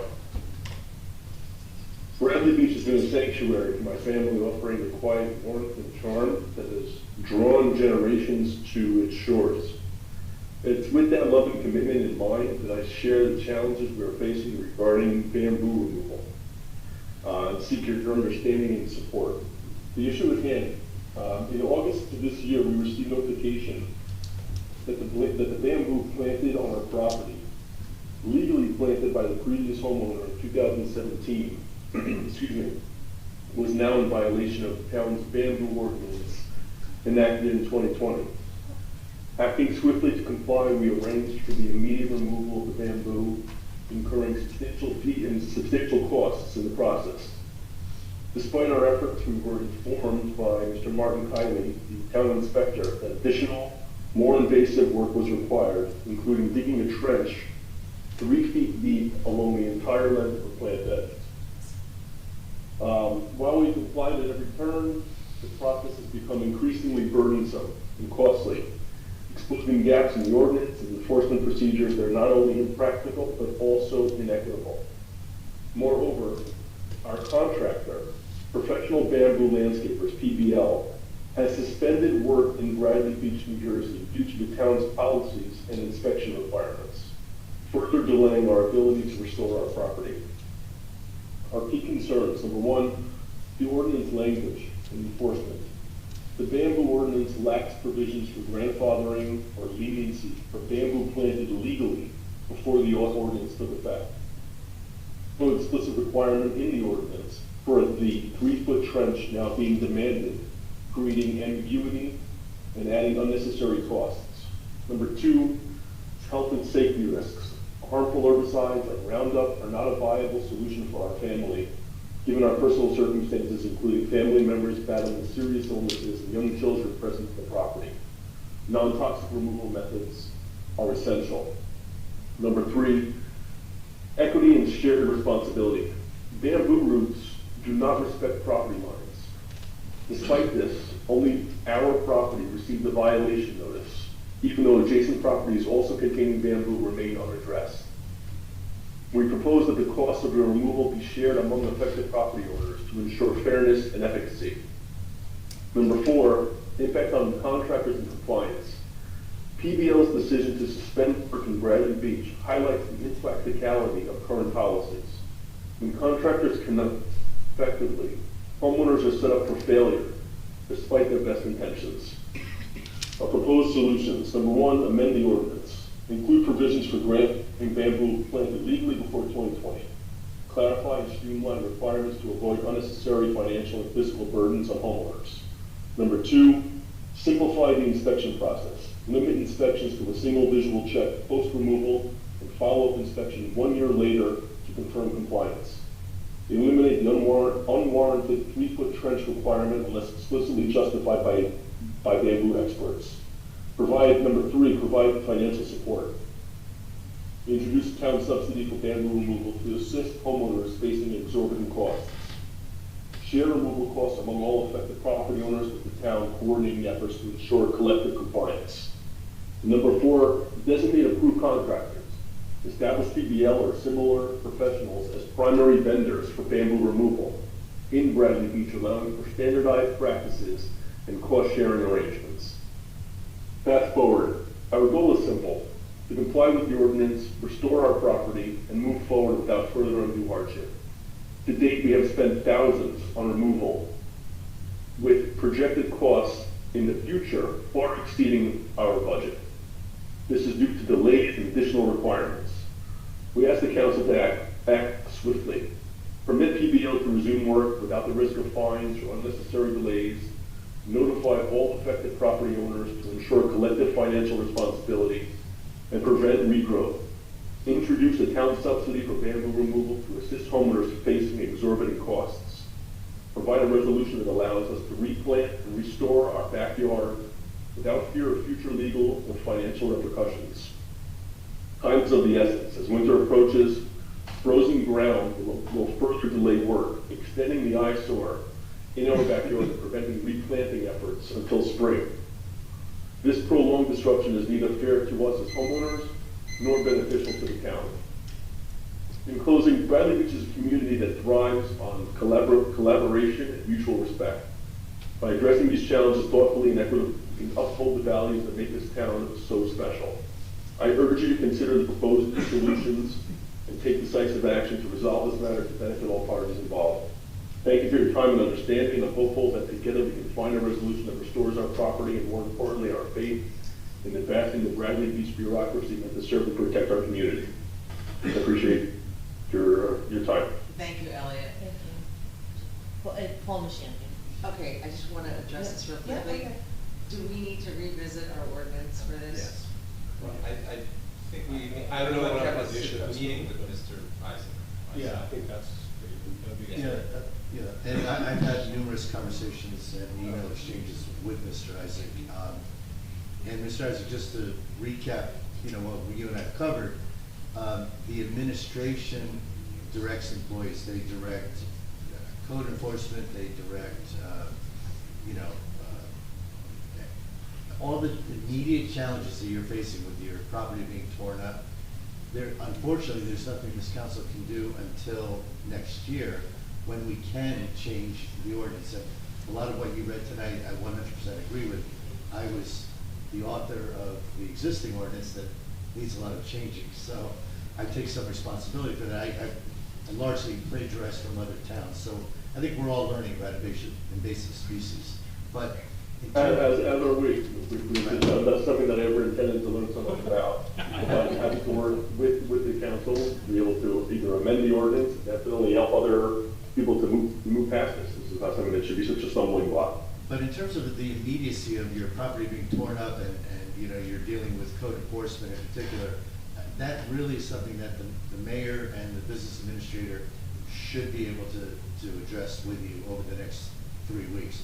Beginning January 1st, you'll have a new council and a new mayor, and we can certainly work with you at that point. But I wouldn't wait 3 weeks if you're able to engage our business administrator and the mayor. As you know, Mayor, I think Tosi, I've been emailing, it feels like for months now, the mayor, the DA, with zero response. It's a little bit hard for me to comprehend how someone is in that position and won't even acknowledge a receipt of a complaint like that. So when you ask, obviously, to wait for 3 weeks, I don't have a choice.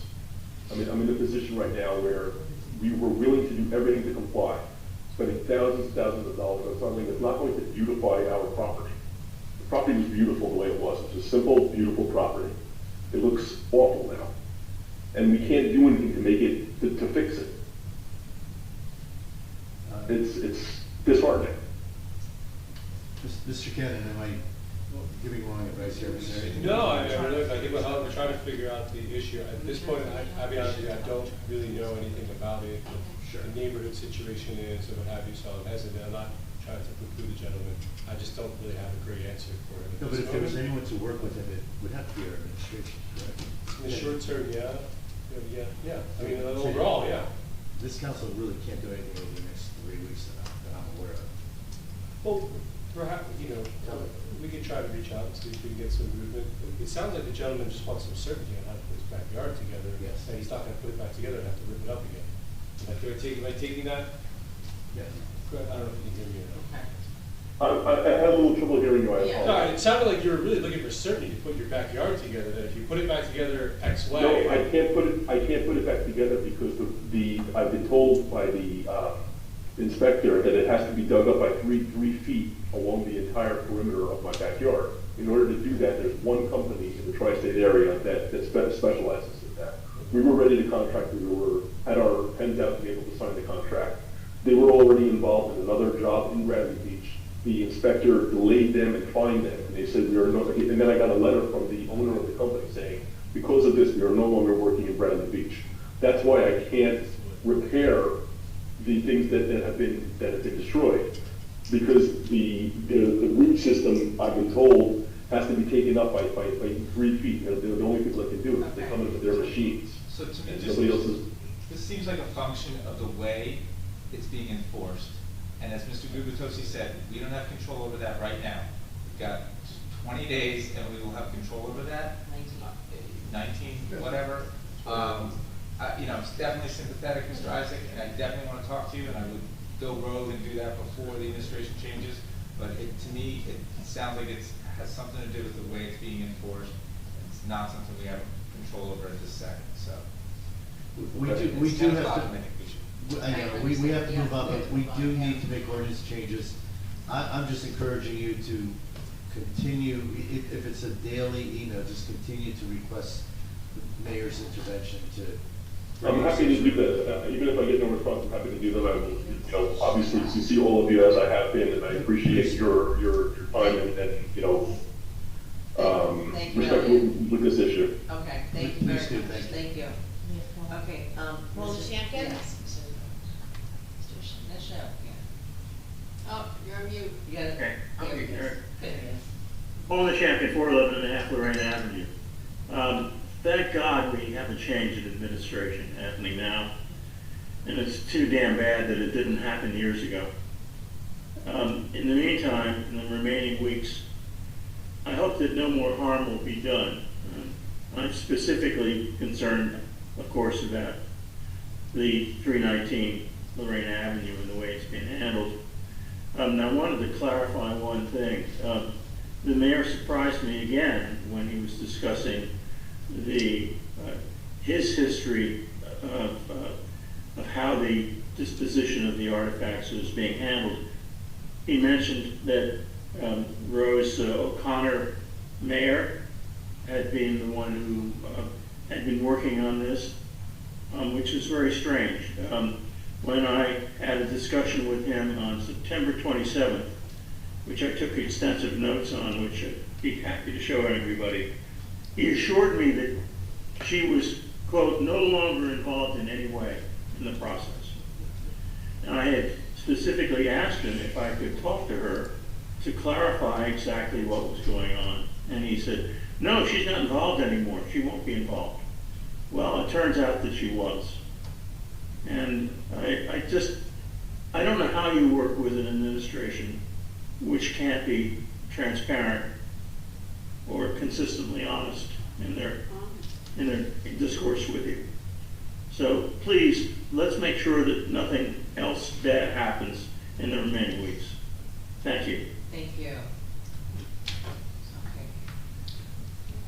So I think we are done with that, and we have to go into executive session now, so I'd like to make a motion that we go into executive session. Second. I wanted to second it, my last second. Sorry, I rescind my second. Second, for the record, this one over here. Second. Yes, Thank yes. you. Mr. Gubitosi? Yes.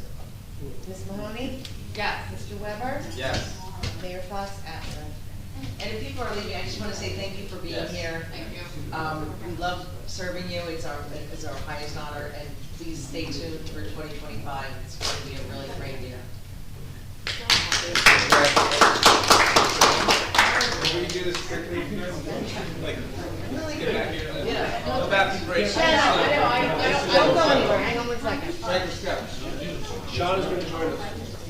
Oh. Yeah, you can't, it's great. Listen to